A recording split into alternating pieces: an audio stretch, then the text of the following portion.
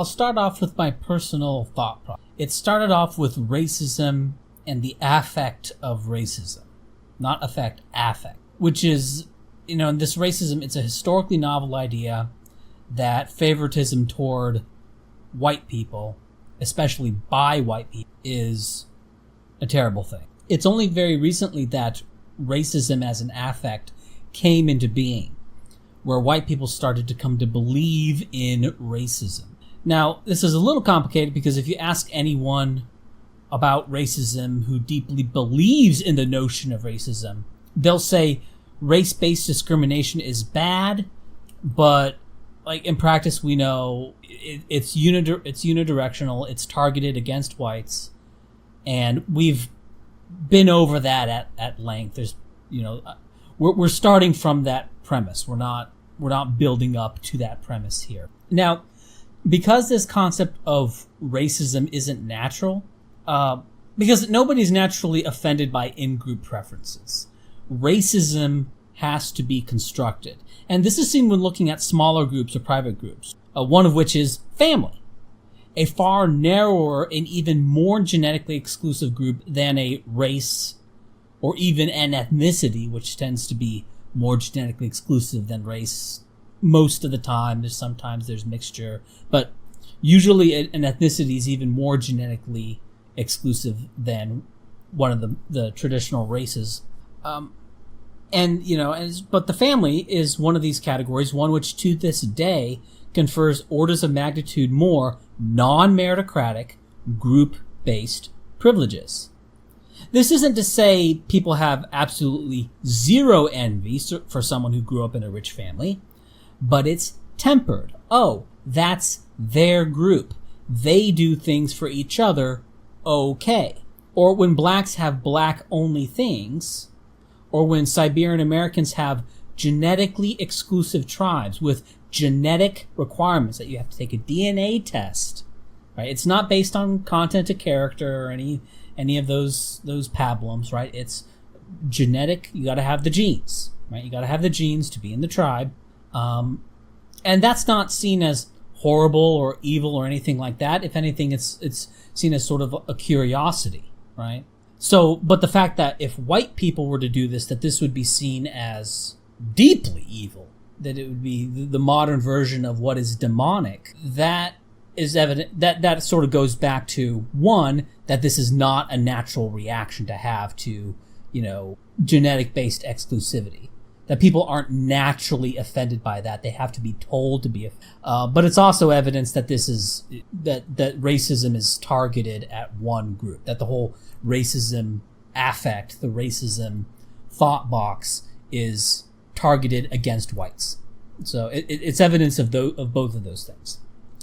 Or say when Norway gives all citizens money because Norway has a lot of oil relative to the population of Norway. You say, oh, Norway just gave everyone, $50,000 or something or whatever. You may get a little bit jealous at that, but you don't see it as some grand injustice. All right? And we need to sort of understand the difference between being a little bit jealous about someone having the nicer car or the nicer thing or getting a $50,000 check from the government just because they're a Norwegian. We need to differentiate, that sort of jealousy from sort of a deep-seated idea that this is a great injustice, right? And those are two very different things. And you can also see this at the university level.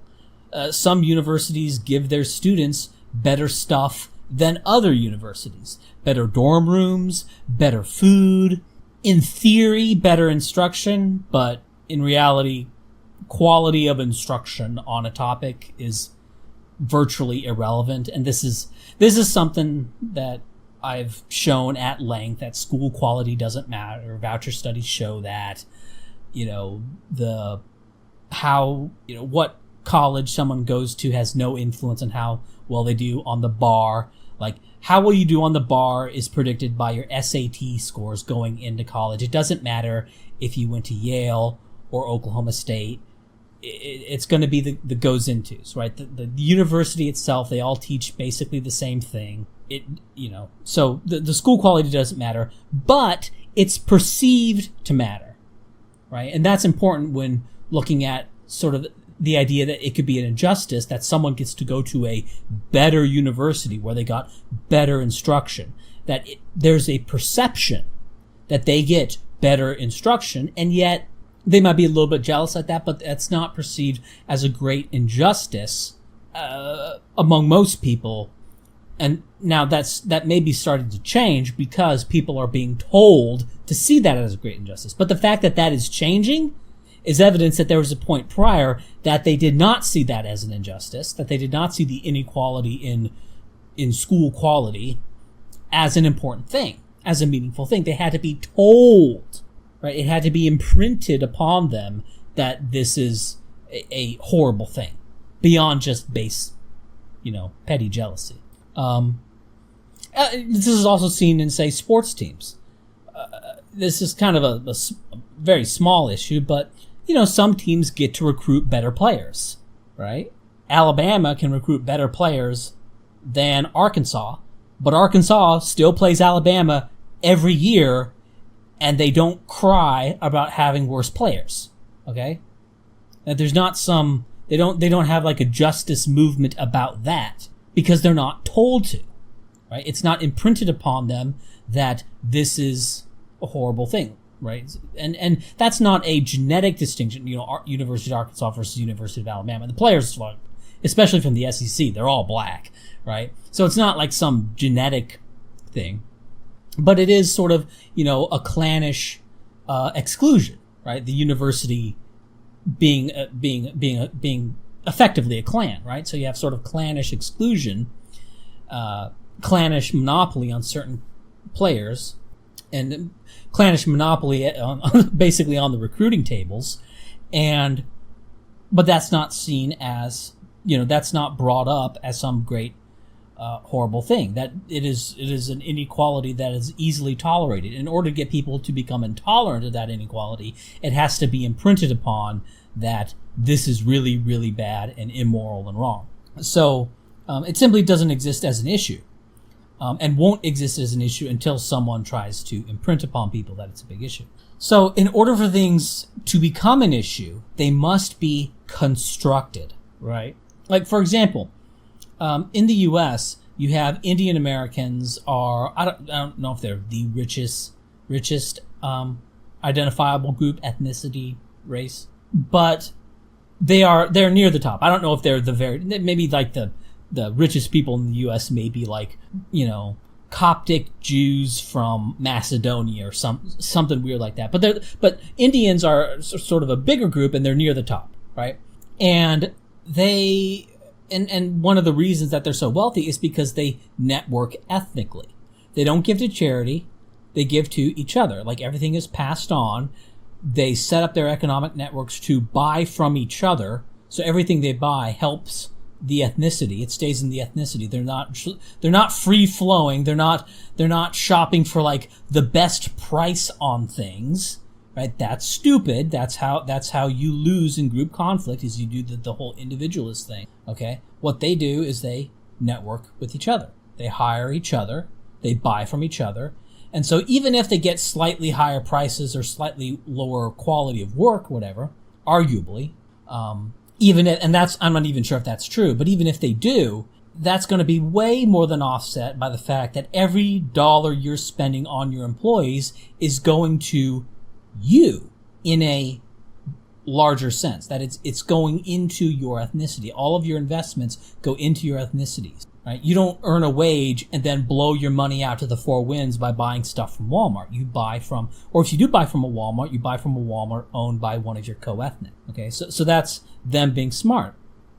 And this isn't seen as some great injustice or terrible thing.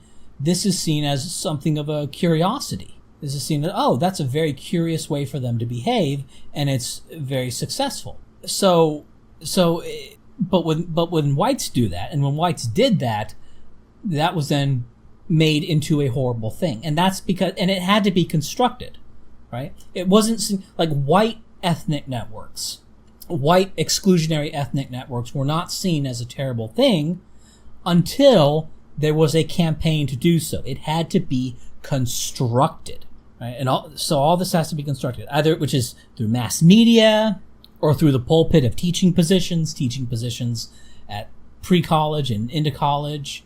Okay, these concerns about inequality or perceived unfairness between groups, they have to be ginned up.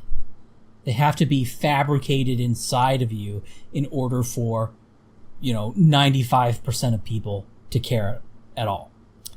And I'm also thinking, like, when the Romans invaded barbarian lands in Gaul, for example, modern day France, there weren't either any, shit Libby Romans or barbarians decrying the unfairness of the contest. How the Romans, they had professional soldiers who trained year round, while the barbarians, they were mostly conscripts who, if lucky, they had a month of training before, they were on the march.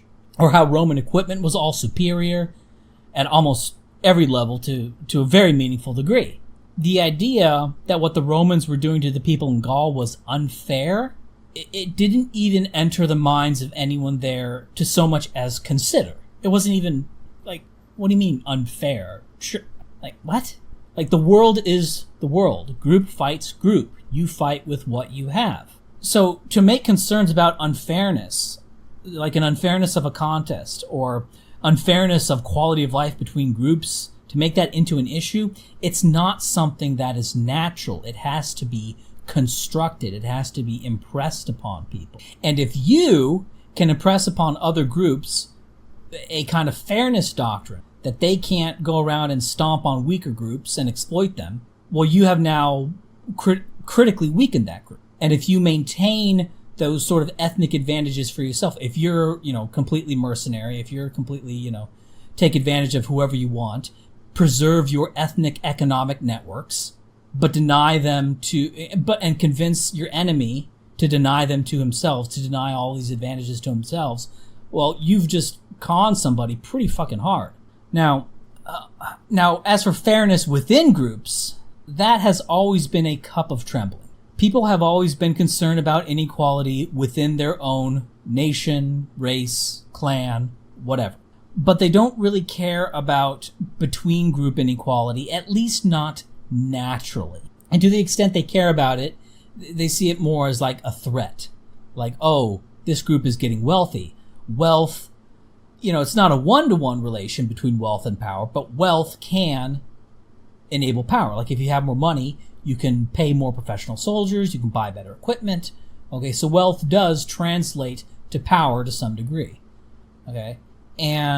But they don't look at it like, oh, these people have nicer lives. I'm mad about that. These people on the other side of the world have nicer lives. I'm mad that they have nicer lives than me. That's unnatural. That has to be ginned up in people to get them to care about that. They have to be fed some sort of worldview where that is a horrible thing. So I think I've adequately established that racism or concern about racism has to be constructed. There's more in-depth work on this. There's, we can look at the behavior of infants. We can look at the behavior of very young children, what they say, what they think, how they act, as evidence that, and by young children, I mean children reaching like age 5, and they say, okay, here's a picture of girls. And there's like, and they're on a continuum of skin color.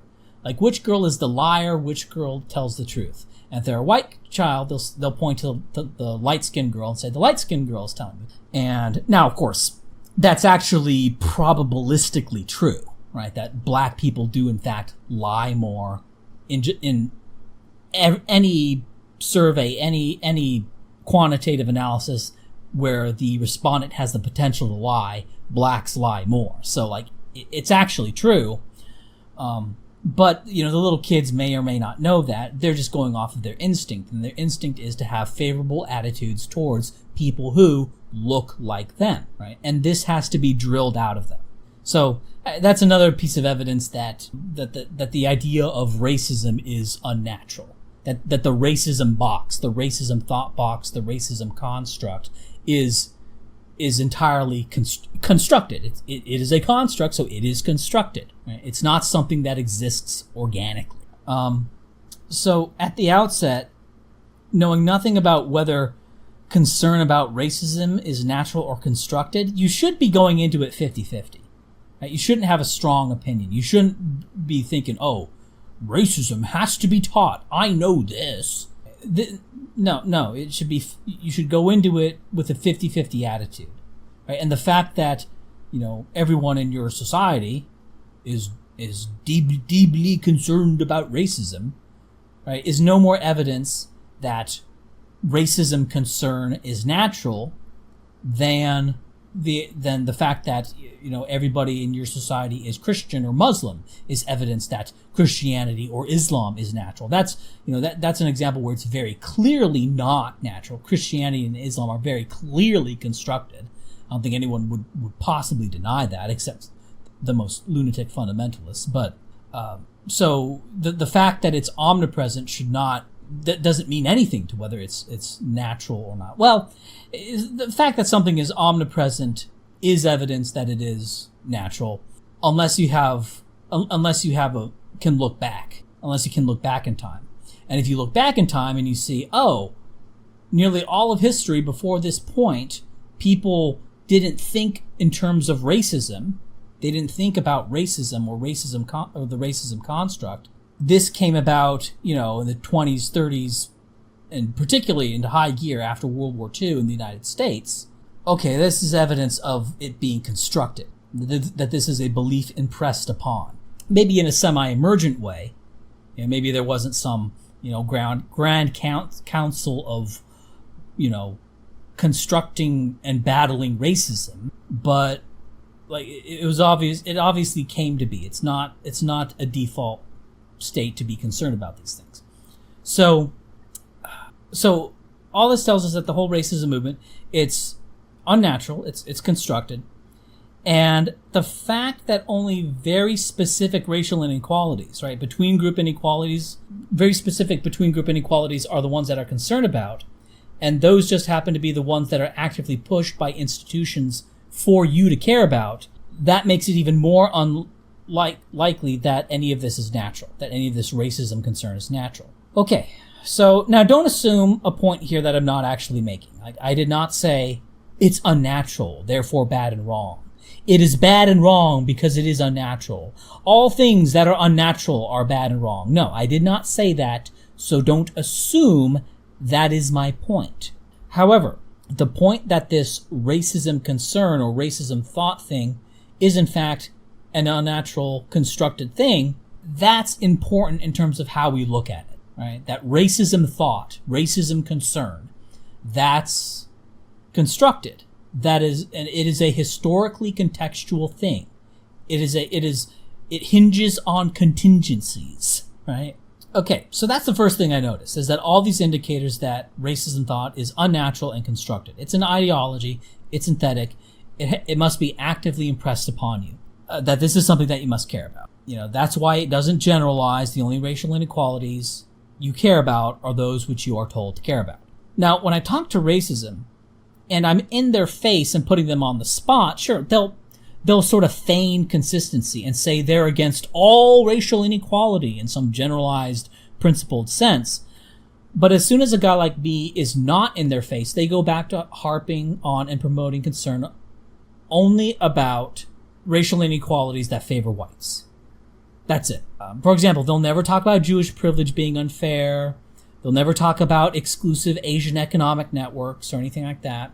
They'll never talk about how bad it is that, Siberian Americans have genetically exclusive, semi-autonomous territories.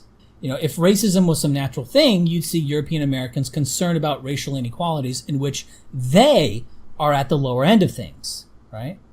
Again, if racism concern was this natural thing, European Americans would be harping and raging about Jews, which, you could say Jews are European, whatever. They're functionally distinct, even if they genetically cluster closer within Europeans than anyone, but they're functionally a separate race. So, I'm sort of dealing with race at a functional operational level here, not necessarily and the functional operational level is going to correspond pretty well with the genetic categories, but some instances it does not. For example, Jews. If racism concern was natural, you'd see European Americans deeply offended by Jewish economic networks and Jewish, exclusive behavior that helps make them wealthier. Also, slightly higher Jewish IQ would lead to an advantage anyway, but Jews are have wealth outsized of their IQ. Right? And it's because of these exclusive economic networks. Jews are engaging in protectionism. European Americans are engaging in free trade amongst the other groups in the U.S., and so European Americans are getting fucked, right? Indian Americans, they're wealthier because they're engaging in protectionism, so they win, right? So that's enough of that. Now, the second thing I noticed was the heritability of political views. And in general, heritability of political views is about 0.4 based on twins reared apart studies. Now, what they do on these studies is they look at how similar non-identical twins are versus identical twins. And they see how much that extra 50% genetic similarity in identical twins results in similarity on the trait in question, in this case, political views. This probably underestimates the true heritability since families have a sort of mating. And so identical twins are probably only something like 40% more genetically similar than non-identical twins are compared to a background relatedness of 0. And we know that's probably true just based on racial FST distances. But that's also going to be true in like a practical sense, because when you seek out a mate, you don't have vision, X-ray, microscopic vision to look into their genome to look for true genetic similarity. What you're selecting for is phenotypic similarity, right? So you're going to end up with you're going to select for people that are somewhat genetically more similar to you to the extent genotype correlates with phenotype. But since that's not 1-to-1, the associative mating is not going to be, the associated mating on the genotypic level is not going to be as high as associated mating is on the phenotypic level. But you're still going to get some effect, right? And what this is going to do is this means that the genetic similarity compared to a background population of 0, that is a false assumption. It's a useful assumption. It's not false enough to completely throw out the validity of these studies, but it's going to underestimate the heritability, right? Because you're not comparing, like, for example, identical twins, 100% genetic similarity, which is true enough. It's not 100% true, but the genetic differences between identical twins are so small, it's not really worth considering. So that's true enough. But the thing is, the idea that the genetic similarity between non-identical twins, that the kinship coefficient is only 0.5, that's not so true. And that's becoming less true as the U.S. becomes more genetically diverse, right? Especially, like, for example, if you have 2 European Americans have identical, basically there's kinship coefficient between co-racials, right? So the background population is not, so if you treat the background population as 0, then the kinship coefficient between non-identical siblings or non-identical twins, the kinship coefficient is going to not be 0.5, it's going to be something more like 0.65, right? And that's an important thing and what that does, that underestimates the heritability, because you're not comparing the effects of a change in 50% more genetic similarity. You're probably more likely comparing the effects of a change of 35% genetic similarity, right? And what this means is that the delta, right, the change in the phenotype has to be divided not by 0.5, it has to be divided by 0.35. Now, when you divide something by 0.5, that's multiplying it by 2. If you divide it by 0.35, that's like multiplying it by something a little less than 3, okay? So if you take into account the fact that the background, and I think, frankly, what we need to do is we need to start treating the background relatedness not as 0, but as some negative, right? So that we treat the kinship coefficients within family, siblings, 0.5, parent-child, 0.5. But we need to compare that to a general population that's not 0, but that's something more like, in the United States, it's going to be something more like, negative 0.7 or negative 0.1 or something. Negative 0.7. No, negative 0.07. Jesus Christ, negative 0.7. like somewhere between negative 0.07 and negative 0.1, as sort of the anti-kinship that you have with the general population. Anyway, that was a bit of a tangent, bit of a diversion. But whatever. The heritability values that we get, they're high enough that it's going to matter. I think that twins reared together studies systematically underestimate heritability because the background kinship is not zero, it's negative. But so I think it's not going to be around 0.4. I think it's going to be something more like 0.53 to 0.55 is the true heritability of political views. But whatever, it's somewhere in there. Now, the heritability of political views is, of course, going to be dampened by changes over time. For example, changes in political views between generations within families and across an entire population, ignoring the effects of immigrants, they happen. That happens. And these big environmental effects will lower heritability. By definition, you're increasing environmental variance while not increasing, genetic variance. So you're going to get more environmental effects. But what this also implies is a kind of latent political tendency. That is, the kinds of, perhaps the kinds of ideologies, though I think not, as you'll see later, but the predisposition to being in a cause or lack thereof. A person is genetically predisposed to be attracted to a cause. And if the heritability of political views is 0.4 within weird countries, Western, educated, industrialized, I forget what the RD stands for, but, NATO countries, basically. If the heritability of political views is 0.4 within weird countries, given all the wild environmental effects that there exist in weird countries on political views, all the contingencies that cause people to change their minds, from school and media and mass movements, the heritability of genetic political tendency is almost certainly higher than the heritability of the final result. Now I say that, and that's a tautology. Like, of course, that's true. Whatever. Now, as an aside, I'm going on another tangent here. This is kind of why low heritabilities don't mean the end of the discussion on genetic tendencies, or even the importance of genetic tendencies, especially if you're dealing with the extreme ends. Because genetic tendencies are competing with environmental variabilities, environmental variables to form you. This is also why, say, if you're looking for elite performance, genes become more important. Right? Because as you get to sort of the elite end, everyone's training, basically with like equivalent efficiencies. Every once in a while, someone will invent some new training method, but that quickly gets copied by everyone else. And so everyone's doing the best training, best nutrition, right? All the environmental factors are very close to being equalized. So what distinguishes athletes at the elite end, where everyone's maxed out on environmental variables, what differentiates the athletes there is going to be the genetic differences between them. And so heritability actually increases at the elite end of things, as a rule. So even if the general heritability of a trait is low, it's like 0.2, that doesn't mean that genes don't matter in terms of your potential to becoming an elite at something, an elite athlete, an elite accountant, whatever.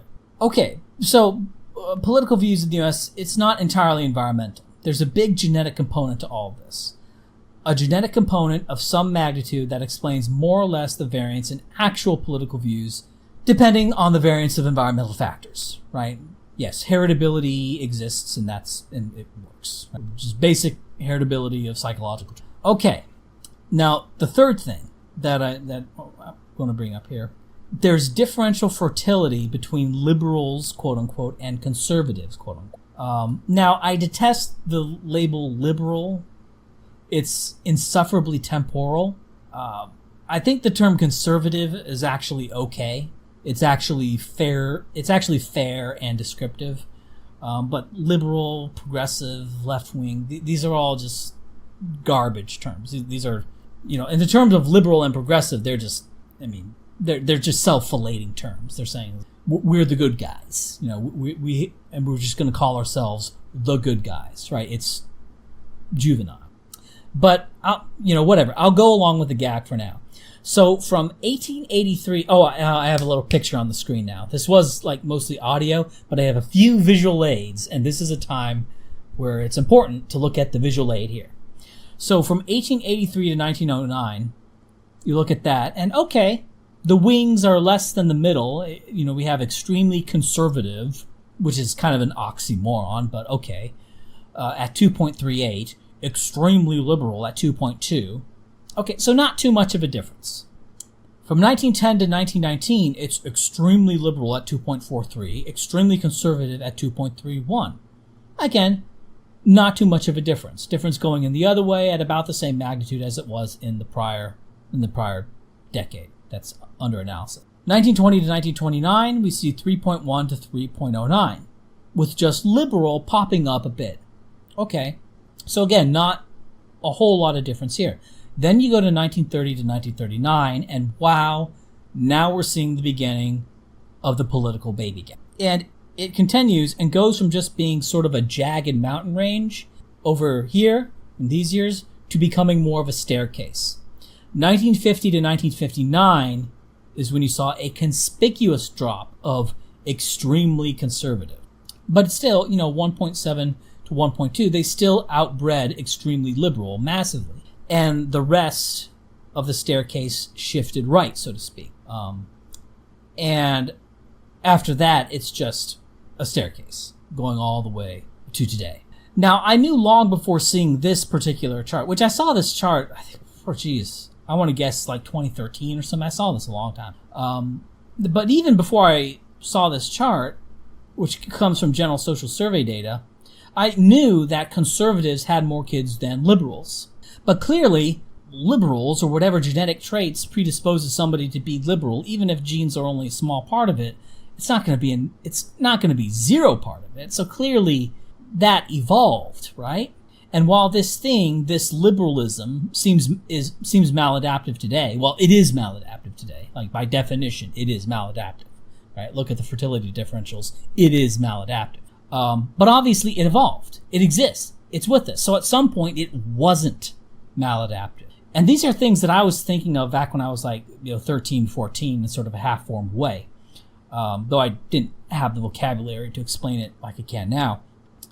And this goes back to the second thing I talked about. So this General Social Survey data, which is overwhelmingly of white people, is saying that white people are probably more genetically conservative, right? Heritability political views. They're probably more genetically conservative than they were in all likelihood at any time in history. Now, there may have been some periods in the way back when these things were out of whack to the same degree they are now, but in sort of the genetic, genetic liberal, really genetic causist direction, the sort of causy people.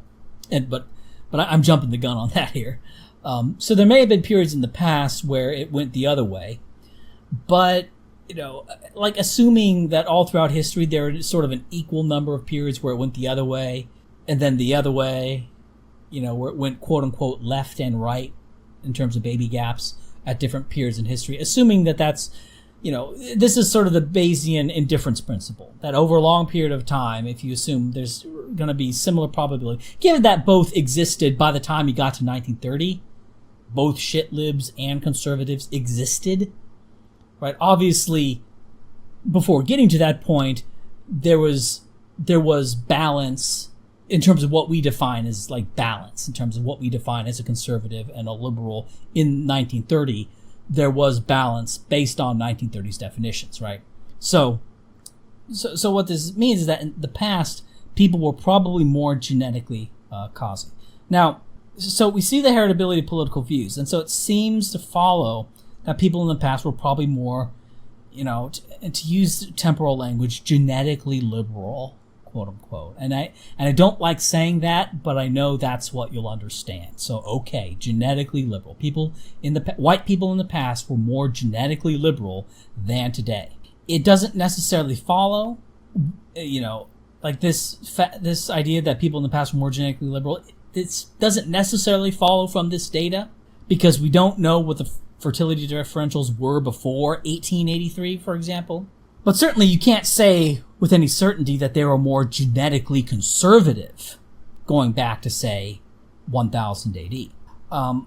But we see the heritability of political views, and so it seems to follow that people in the past were probably more genetically liberal.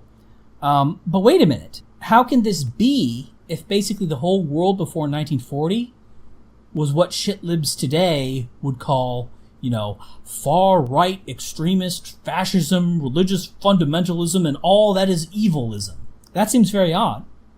To say that basically the feudal order was run by shitlibs, to say that like these very strict hierarchical, those that work, those that pray, those that fight, sort of hierarchy, or to have very strict gender roles, that are religiously justified and institutionally justified, to say that the people doing this were more genetically shitlibby than people today, that's okay. This should be kind of interesting. So the heritability of political views tells us something, and the differential fertility tells us something. Okay, now here's the fourth thing that I was, that kind of helped bring this all together in my head. And you may say, oh, bringing it together in your head, but your head is crap. So what comes together in your head is going to be crap, so I'm not going to listen. Well, okay. But that's all I can say. All I can say is what comes together in my fevered brain. So the fourth thing that helped make the connection, the punchline that I'm going to get to, I've kind of already given away the punchline, but I'm going to do it better, more properly as I look at my notes, as I use my notes. Scientology and the Moonies. Now, unfortunately, there hasn't been any systemic study, to my knowledge, of the political views of ex-members of what are today called cults. The political views of members while they're in the cult are something that isn't really relevant, because while they're in the cult, for example, their views are going to be of the cult. So that's not very interesting. It doesn't give us any insight into understanding the bigger world. That is, the ideological content of the cult is something that is profoundly irrelevant, I think. And I'm going to sort of go into more, sort of make the case that's the case. Now, in general, the political views of cults themselves will be more quote-unquote right-wing than those of weird countries today, meaning they tend to promote stricter gender roles, they tend to oppose homosexuality, they often have arranged marriages, sometimes they have racial limitations, as in the case of Mormonism. Now, I shouldn't have to say fundamentalist Mormonism, okay? Because no blacks allowed, that's not fundamental, that's just Mormonism, okay? Joseph Smith and Brigham Young were very clear about that. The penalty for race mixing was death. They said you should die where you stand. It was absolute, okay? And if you're allowing blacks into your church, okay, well then you're less Mormon. You're deviating from the faith. Right? That's an aspect of Mormonism that you have dropped because it's hard. It's hard to keep that, okay? Now, I'm not a Mormon, but it's one of those things that I look at the church doing and I'm like, look, do you believe this book or not? This book is not, it's not a vague passage that's open to interpretation. It's something that you're not doing now because it's hard. All right. And so that to me, now I don't believe in God because of all sorts of reasons. But if I was a Mormon, I would specifically disbelieve in the Mormon church, not necessarily the Mormon faith, but I would specifically disbelieve in that the church had any authority because they're allowing in blacks and they're allowing mixed marriages. Okay. Now, whatever your personal views on that, say, you think it's people should be able to love whoever they want. Fine. Okay. But that's not Mormonism. And if the church is allowing that and saying that's okay, then the church has lost its authority. It is no longer upholding. It has backed away from that because it's politically difficult to do. Right. So, and if that's what you do, Mormon church, okay, then what are you really? What's the point? What's the point of this, of calling yourself what's the point of calling yourselves, the Latter-day Saints or whatever? You're just a political org. But what it's today, but what it is today that are called cults, they can involve a kind of slavery where you have to live in a commune or give up some of your income to the group, just sort of like religiously justified feudalism, right? It's like these cults, they're just the old world, okay? There's nothing abnormal about these practices. in the broad arc of history. They're just out of place for today, what it is I call the liberal social order. Now, by the liberal social order, this is why I fucking hate shitlibs, right? Because they call themselves liberal, which then fucks up the terminology for like what was traditionally called liberal, right? So, basically black supremacism is liberalism to them. So I have to always I should just be able to say liberal, and you should have a general idea of what that means, right? It means sort of like, London in 1800. That's liberalism, okay? There you go. But yeah, the thing is, these what are called cults and cult practices, they're just out of place in what is called the liberal social order today. But they're extremely normal in terms of how religions used to be practiced, and in how states, which were extension of this idea of separation between church and state, this is a new liberal idea. When states enforce laws based on the religion, or you could call it the cult or whatever, and that's just how it all was. And so these cults, they're just mini states, right? They're mini, they're sort of the primitive early formations of states, right? Which we would call religious cults, but then they didn't call them religious cults; they just call them religions, right? That's just how the world was. These cults, they're totally normal in a broad historical sense. They only seem weird based on modern liberal ideas, which is another thing that's been constructed in you, right? Which I think is a good thing, but it's just another construction, right? And so people calling cults weird, that's an incredible act of self-unawareness to call cults weird. No, you're weird. Cults are normal, right? Cults is how things used to be and always are, and how they would be if there wasn't certain events in the past that caused you to think in a radically different and novel way. And that if you take little kids and you remove and you strip away any liberal sort of imprinting on them, they'll act like a bunch of competing cults and stuff. Okay? Anyway. Now let's take a look at Scientology. Scientology is, of course, anti-gay. And they have similar attempts to retcon that, like with all of Christianity, trying to retcon the fact that they're anti-gay. And in fact, in Scientology, homosexuality is described as being tone 1-1, whereas Hitler was something like tone 1.5. And lower tones is worse. Tone 40 is like the best. Okay. So Mr. Hubbard actually considered homosexuals to be worse than Hitler, which of course Hitler they are perceived as like being the worst thing ever. And Scientology brings people in the Sea Org and basically enslaves them. They're serfs. They're owned by the church, and this is justified by their religion. There you go, Scientology, a little slice of the old world there. But all the ex-Scientologists, at least the ones with a big public presence like Tori Magoo, and you can look all these up, like Tori Magoo, this is not hard to find. They're all shitlibs. Tori Magoo, when she got out, she started blabbering, because she got out sort of when the George Bush hysteria was big. So when she got out, what did she immediately start doing? She started blabbering about how George Bush was creating a cult, and how there was the cult of George Bush. All right, and this, of course, was what she did when anti-Bush hysteria was in vogue, when that fad was in vogue. Okay, so Tori's just a shitlib. And since she was in a cult, now she calls everything that she doesn't like a cult, right? And I have this guy, Steve Hassan. He's an ex-Moonie. He got out a little bit later, just as sort of the Trump phenomenon started to take off. And now he's out there babbling about the cult of Trump, because that's what shitlibs today do.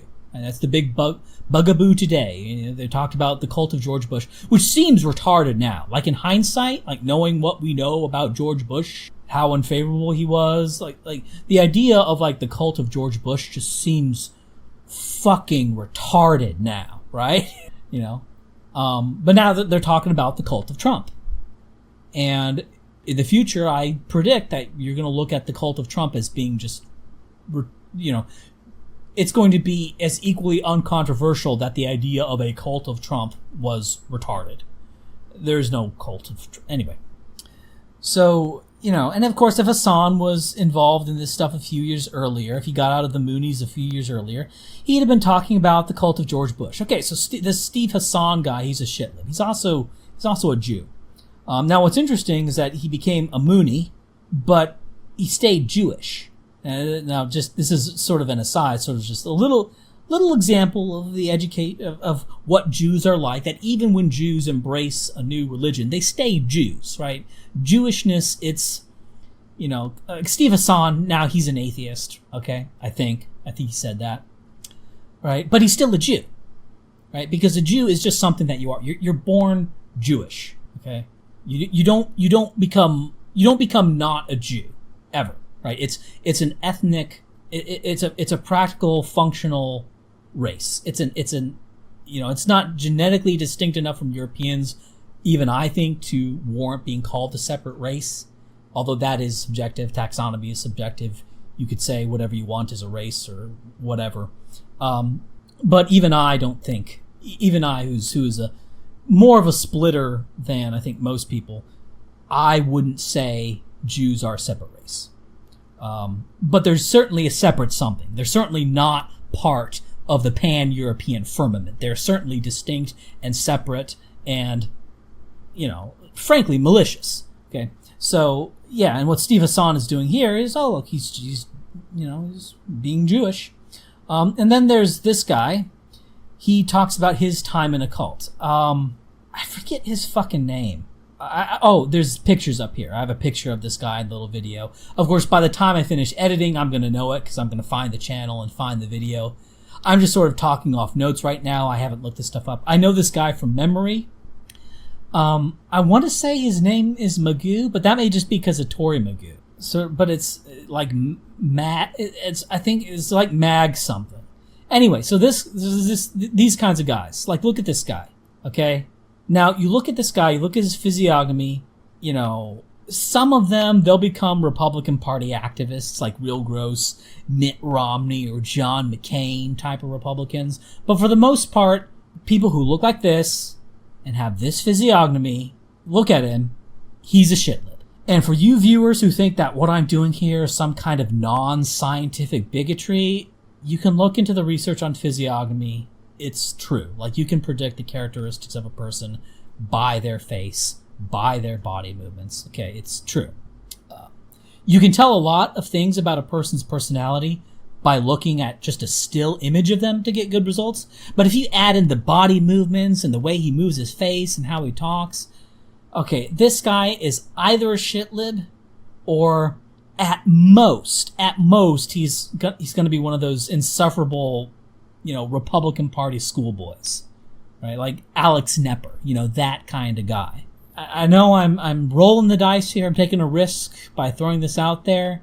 Maybe he's like a huge Trump supporter, but I'm just gonna say this guy's either a shitlib or at most he's a GOP schoolboy based on his physiognomy. Now, once I finish editing this video, you'll see this person, you'll see his name, and maybe somebody will find somewhere where he said what his political views were. I don't know. So that's just 3 examples. Now, I've never seen, I want to make that very clear, I've never seen an ex-Scientologist come out as a big-time Republican or Trump supporter. The Church of Scientology itself supports Republican candidates. And from what I have heard, right, this has to do with Republicans being more in favor of freedom of religions, freedom of religious association, and supporting tax exemption for religious organizations. So basically, the Republican Party is more favorable to churches, which includes the Church of Scientology. It's technically a church, okay? And Republicans are seen as being less favorable to psychiatry. So even though Republicans are pro-abortion, while Scientology is anti-abortion, basically I think Scientology has determined on net that Republicans are more favorable to Scientology than Democrats are. I think that's sort of how they sort of weighed the issue and made sort of an institutional decision based on Scientology doctrine to support the Republicans. And I shouldn't have to say this, but I know Light Switch Brains will mention they'll mention some ex-Scientologists who came out as a big-time Republican. I am simply saying that I personally have not seen one. Now, if this video gets a ton of views, and we get the kind of pooled information from commenters, I'm sure at least someone will know of an example. I'm simply saying that overall, ex-Scientologists, at least those who make a big stink about being ex-Scientologists, seem, by my impression, to be shitlibs. Unfortunately, there are no good papers that I know of which give some kind of quantification of either the political views or, even better, the psychological traits of ex-Scientologists or ex-Mooney or any narrow religious group that gets labeled a cult, right? Any of these groups that are, the originalist flavor of religion, basically. Now, there's kind of a medley of groups that write about, quote-unquote cults. And of course, they're all one-sidedly negative in how they describe them. For example, most of the stuff written about Scientology by non-Scientologists is extremely negative and seems to be based mostly on testimonies of former Scientologists, which of course is going to give a pretty grim picture, as it's going to take the people who have had the worst experience. Either they had they were treated unusually badly, and or they have an unusually negative attitude towards the church, even if they weren't treated badly. But it's usually like a mixture of both. Right? These are people who are, going to be unusually negative towards the church, and they were probably treated a little bit worse as well. And so they have sort of an axe to grind. Plus, there were some bad things done to them, and then they can stretch it out a little bit and talk about, the Rehabilitation Force Project and tell all sorts of stories about that. So, there's all sorts of, asterisks to put next to testimony of ex-Scientologists. Like, if your entire view of Scientology is based entirely on former Scientologists, well, like, it's going to be bad, right? So, and people tend to not seek balance. Now, I'm not interested in balance about whether or not fucking Xenu and the Thetans are true. Like, I am closed-minded about that. I am a closed-minded Carl in terms of the actual doctrine of Scientology. Like, I do not care. But I'm a little bit more interested in, like, the truth of, like, how bad is Scientology really? Because all we have are stories, but we don't have we don't have good data on it. And these cult awareness groups, they don't do that. They tell stories, they weave narratives, and anyway, that's a bit of a tangent. But anyway, they tend to post these kinds of subjective lists of psychological characteristics that make someone susceptible to what they call a cult. Now, here's one from 1995, the Psychiatric Times. I don't think people have changed so much since 1995, either in terms of genetic tendencies or in terms of their behavior, to make this, like, obsolete. I think that's a very silly idea. So the report on this, they report people being susceptible or falling for a cult. They tend to have 1, a high level of stress or dissatisfaction. 2, a lack of self-confidence. 3, unassertiveness. 4, gullibility. 5, desire to belong to a group. 6, low tolerance for ambiguity. 7, naive idealism. 8, cultural disillusionment. 9, frustrated spiritual searching. 10, susceptibility to trance-like states. Now, if we go through this particular lists, we know that people who identify as liberal are in fact less happy. They report higher levels of depression. They're on more, like, mental issue meds. Right? These are people for whom they have a lot of psychology going on. Right? They have a lot of depression and anxiety and like they have a lot of brainals going on. Okay, they're very brainal people. People who join cults tend to be very brainal people. They tend to have, like, issues, and they like to talk about their issues and shit. Okay, so that's one piece of evidence that, shit-libby people are the ones more likely to join cults, right? Which is interesting and could help make connections to other things. Okay, also shit-libs, they have lower levels of self-esteem. Again, brainal people, right? And unassertiveness, number 3 here, it's probably just follows from lower self-esteem. So that's not really an independent number there. Again, I'm not casting judgment, although, I mean, obviously you can hear in my tone that my opinion on this. But, listen past my tone, and you can see that, like too much self-esteem may be a bad thing, right? And having low self-esteem may be entirely appropriate. So, maybe I shouldn't like cast, but in terms of like high level of stress or dissatisfaction, like that's maybe a little bit of me putting on some of my personal polish on that because of my experience with brain old people and how shitty I find them to be. And like those people tend to be shit libs. And those people tend to join cults. Okay, so, all right. Number 4, gullibility. Well, I think shit libs are more gullible, but that's highly subjective, and that's a much more contested thing that kind of assumes the punchline to the setup, right? That's, obviously I do believe that shit libs tend to be those who join cults, and these people are in fact more gullible, but we can't assume that here, right? That's something I sort of have to argue toward later. Low tolerance for ambiguity. Now, this would bias in favor of conservatives in a general psychological sense. I think shit libs have more native tolerance for ambiguity, especially on an apolitical or a-religious or an ideological topic. Shit libs will be more tolerant for ambiguity. But once they get cultified, they then have less tolerance for ambiguity on issues relating to their cult or politics. While conservatives, I think, are natively less tolerant to ambiguity because they're less likely to get sucked, but because they're less likely to get sucked into cults and political movements, they end up being more tolerant and more open-minded on these political questions. Even if they are less tolerant and open-minded in their day-to-day activities, and more often end up being set in their ways or pig-headed about things. Like you can say, like, oh, here's a better way to improve your garden, right? Someone who's more genetically conservative would be more likely to say, no, I've been doing it this way. I know how to do it this way. I just want to keep doing it this way. I don't need to improve this, right? That's sort of like at the level at which, I think genetically conservative people are more closed-minded, okay? But at the same time, they're also less likely to get cultified.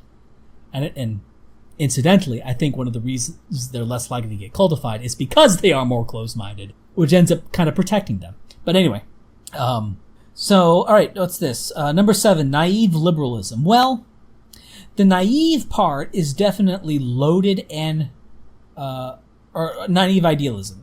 The naive part is definitely loaded and pejorative, but people who call themselves liberal are definitely more idealistic. That is, they rate on these little tests on idealism or quote unquote realism.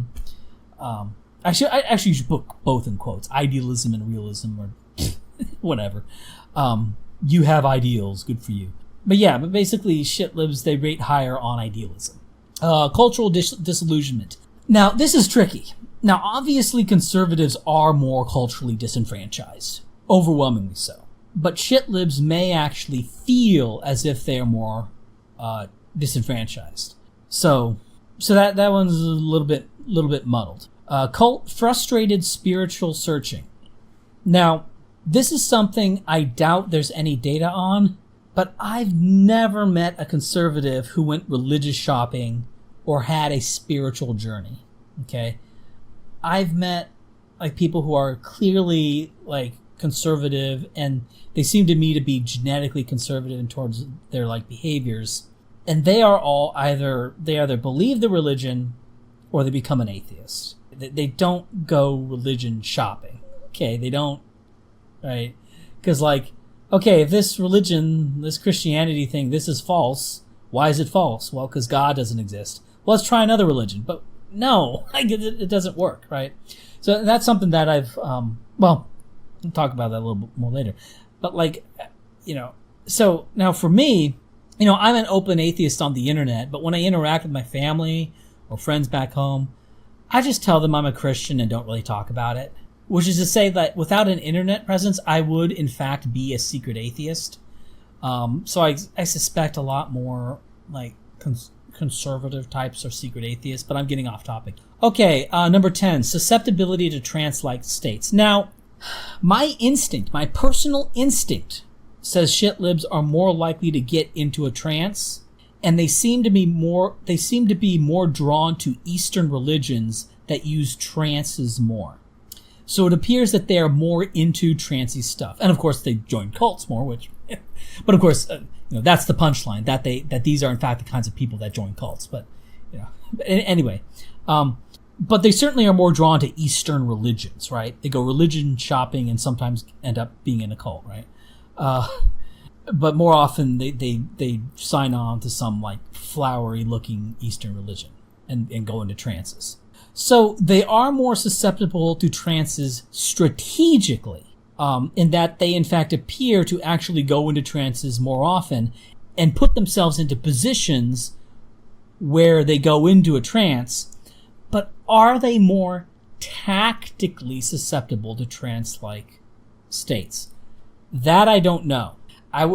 I guess that they are, and that there's some relation between strategic and tactical susceptibility. Like, if you're a person who can't go into a trance, you're not going to be very interested in trance stuff because it doesn't work on you, right? The people who are going to be more interested in trance stuff are going to be those people for whom it works on. And so the fact that shitlibs seek out trance stuff, they seek out religions that use a lot of trancey things, that seems to be evidence that they are in fact more susceptible to trances, because if they're not susceptible to trances, they're not going to be so interested in trances, right? So I think number 10, this leans towards shitlibbery. Okay, now another thing that popped in my head on this that I was sort of getting into but sort of pulled myself back was young earth creationism. Now, say what you want to say about young earth creationism. Obviously, I think it's false, I'm a hard atheist, whatever. Now, they may have found a few errors in some evolutionary theory or arguments because, they were the only ones looking for them. But in the main, it's them trying to defend a biblical reality. That's what it is. That they have this book that says this is how the world was made, and then they go after the fact to try to defend that position. Now, to me, this seems to be the opposite of spiritualism. That young earth creationism is the pinnacle of unspiritual religion, right? And again, Kent Hovind, when he's whipping out charts and showing how sedentary layers can be caused by floods or whatever, he shows those pictures of fossilized boots or whatever. Oh, do you think that boot's 10 million years old? It's fossilized at this layer, Oh, this is a Jurassic boot, when they do that kind of stuff, say what you want about it, it's not spiritual at all. He's not retreating into the spirit world, right? He's saying that this book is real in a very hard and direct way. And these people, in terms of their expressed political views, and also from my interactions, I would say the thing is, this is more of a subjective thing. I also think in terms of their they're more genetically conservative. They seem that way to me in terms of being highly ordered, highly regimented, and just the way I talk with them, they just seem very archetypally the genetic conservative. But certainly we know less subjectively and more hard data that they are definitely politically conservative. Okay? So young earth creationists, all conservative, and young earth creationism is about as non-spiritual, is like the extreme non-spiritual side of religion, right? So, okay. So in terms of what is the spiritual side is where you're going to get more shitlibbery, right? Well, they're more flexible, right? They're more open to change, open to interpretation, right? Which to me, like from a religious doctrine, like that makes zero sense, right? Like, oh, it's subject to it's a suggestion. The Bible's a book of suggestions, but you have to deal with the world as you see it. You have to find your own truth or whatever. It's just like, I mean, if you want to find your own truth or whatever, okay, that's fine, but that's not religion. Like, what's the point of the religion if you just let people do whatever the fuck they want? Like, like if then it's just a social club. Anyway, I don't want to get into that. Okay, so there's a fifth thing I've noticed. We're talking about religion. Now, there's a fifth thing I've noticed here, and that is the similarity between some Christian sentiments and what are today called liberal or progressive or left-wing sentiments. I'm not like a Bible scholar. There's one summer, I think I was 13 or 14, I read the Bible cover to cover. Not very well. I was more interested in the book of Revelations because I believed the thing. But anyway, there's like a few passages that I remember, and I think, and Scripture is not very important, but it's more the sentiment that's important. But there's a few passages that I think are they're not just Scripture that I'm quoting, whatever, but they reflect real sentiment within Christianity as a movement. So here's Matthew 20:16. This is quoting Jesus. So the last shall be first, and the first last. For many he called, but few chosen. Then Matthew 19:30. But many who are first will be last, and the last will be first. This is from Mark 10:31. But many who are first will be last, and the last will be first. And there's Matthew 21:31, quoting Jesus speaking to the Pharisees or religious scholars. It says, quote, Whether of them twain did the wall of his father? They say unto him, The first. Jesus saith unto them, Verily I say unto you, that the publicans and the harlots will go into the kingdom of God before you. That is, publicans, tax collectors, harlots, prostitutes. So tax collectors and prostitutes, which, Jesus is using as sort of like equivalent to each other, right? So tax collectors and prostitutes will go into the kingdom of heaven before the holy men of Jerusalem, right? First shall be last, last shall be first. Okay, Luke 13:30. Indeed, some who are last will be first, and some who are first will be last. Okay, so Luke's a little bit softer, but he's saying sort of basically the same thing. And again, these like quotes here, this is not just Scripture. This is very deep and living sentiment, right? The elevation of the impoverished, like the moral superiority of the poor man, okay? That the naturally low are to be made high, and the naturally high are to be made low. And, well, geez, that feels very much in line with shitlib sentiment. And it's funny. Even shitlibs will point this out. They'll say, hey, Jesus, they'll basically say, and they'll quote some event or some quote from Jesus and say, hey, look, Jesus was a shitlib. And they're right. Jesus was a shitlib. He was awful. He created like one of the worst cults in human history. Like, he's terrible. Like, he's yours. He's awful. Right? But the problem is conservatives, basically hold on to like the prior cause that won out, right? Christianity won out, and so conservatives go, okay, I guess we're Christians, and then they just sort of save Christians, and then the Causiness people move on to the next thing, and conservatives sort of resist that, but then the next thing wins out, and conservatives sort of stay there, right? And the line that Republicans are basically, liberals, 30 years in the past. It's true because conservatives don't move the pile, right? Because conservatives, that's another term for conservative, is sort of apolitical. But we'll talk about that at another time. The people that are less interested in politics and just sort of want to live life and don't see problems with the world. They're not thinking in terms of big, dumb abstractions, right? And it doesn't make them stupid, right? You get like the stupidest people thinking in abstract, like college kids think super abstractly. Give someone a bunch of marijuana, they'll give you all the abstractions you want, and it's fucking retarded, right? It's not smart, right? It's just abstract. And so they see all sorts of abstract injustices, based on things they know about the world or things they think about the world. Anyway, okay. Now, in addition, there's another aspect of Christianity, aside from like the last shall be first, first shall be last sentiment. And that's definitely something you see in shitlibbery. But another thing you see in Christianity, and this is something that I don't think people make this connection very much, you're supposed to endlessly struggle with the 7 deadly sins: lust, gluttony, greed, sloth, wrath, envy. Oh my God, hold on. Lust, gluttony, greed, sloth, envy. There's a seventh one. Oh my God. People listening to this are going to be like, Ryan, you fucking idiot. I knew it off the top. Pride. It's pride. Yeah. So those are the seven deadly sins. Now, this is all just fantastically silly, right? Lust is you just wanting to have sex. And because we now know that this evolved, to say something that just happened to evolve is inherently sinful is to do what?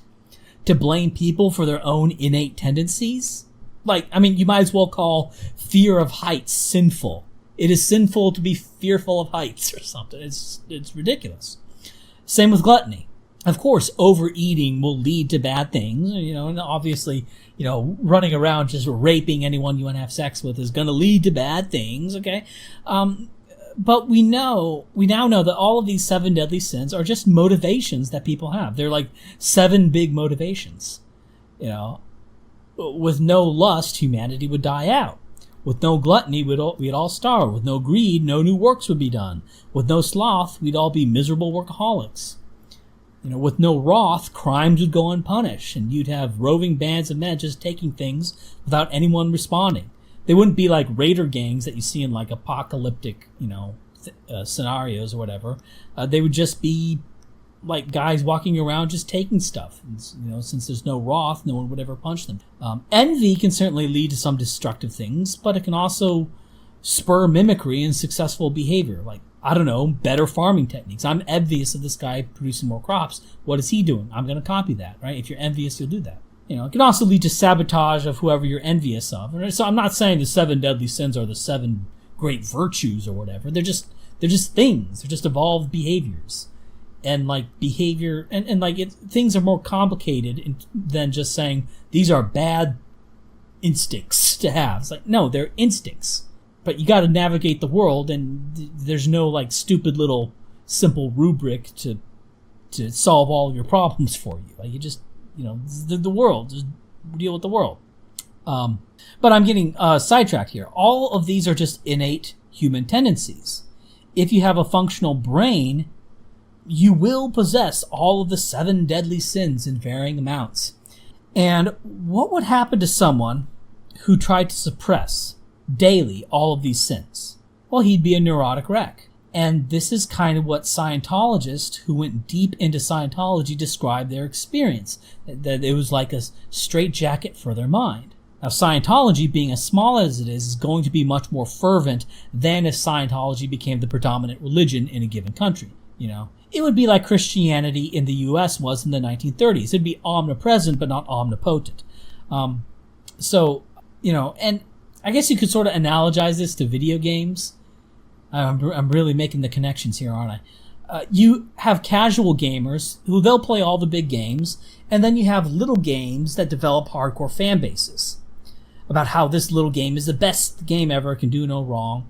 Now, the big AAA titles, they will also have fanatics, but proportionately they will have fewer fanatics. The big titles, the bigger you get, the proportionately fewer fanatics you're going to have. So the fanaticism of support for, say, Pika Man or Doom or League of Legends is going to be diluted by the great sea of casuals, right? And Christianity today has a bunch of, casuals. Whereas Scientology doesn't have any casuals. Like, you don't get casual Scientologists, right? Now, how is racism talked about? Going back to the seven deadly sins. Now, I've set these dots so close together, like you know exactly where I'm going with this. There's no false suspense here. You know where I'm going with this. It's referred to as America's original sin. Now, because you're in it, you likely believe racism is evil, like someone who in Christianity thinks lust is evil.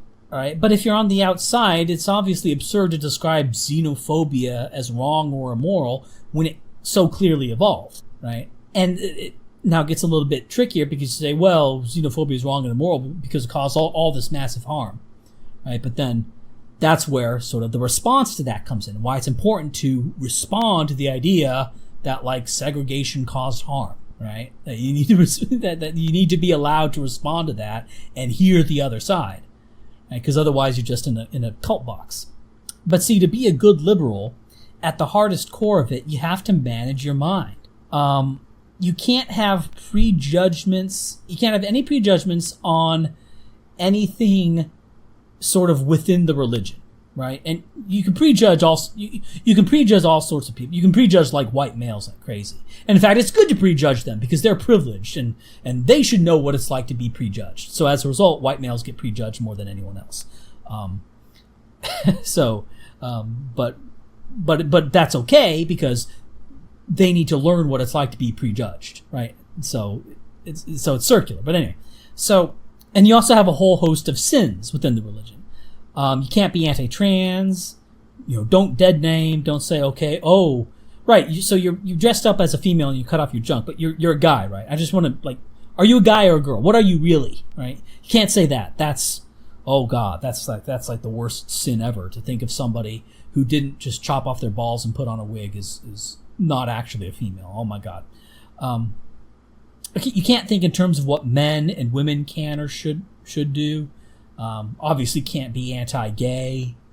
You can't say, hey, those people that look like that, they're a little bit sketchy. Don't get in a taxi with them. Oh, that's a racist idea. You can't say things like that. So it's all these little sins that you have to manage. And in fact, they go further than that. For them, it's beyond the level of base behavior, but it's like, if you have so much as like a thought, it's like, oh, this swarthy looking fellow is getting kind of close to me, hey, threatening looking guy with, a threatening physiognomy, maybe want to back off. It's like, well, wait a minute. If an Asian woman was doing that to you, you wouldn't have the same reaction as if a black man did that to you. Well, golly, you must be, that if an Asian woman approached you in the same way that a 6 foot tall, 200 pound muscle black man did walking towards you in the same way, you have different reactions. What's going on? You must be prejudiced against, it's ridiculous. And it's like, yeah, and the thing is, you would have a different reaction to if like a white person was walking towards you than if a black person was walking towards you, right? And it's because your brain is making patterns. Your brain is a pattern recognizing machine. It sometimes it goes haywire, recognizes patterns that aren't really there. But, there's certainly the criminality pattern is definitely there. Even if you think the crime stats are like biased, or there's police bias or criminal justice bias in an anti-black direction, which is false. It's all in a pro-black, anti-white direction, right? Cops coddle blacks, and the reason they coddle blacks is because they're accused of being hard on blacks. That's why they coddle them, right? Basically, blacks are privileged because they're said to be oppressed, right? It's obvious how that works. But anyway, even if you think the crime differential numbers are, exaggerated, I have to ask, like, how exaggerated do you think they are, right? Even if you think they're exaggerated, how exaggerated do you think they are?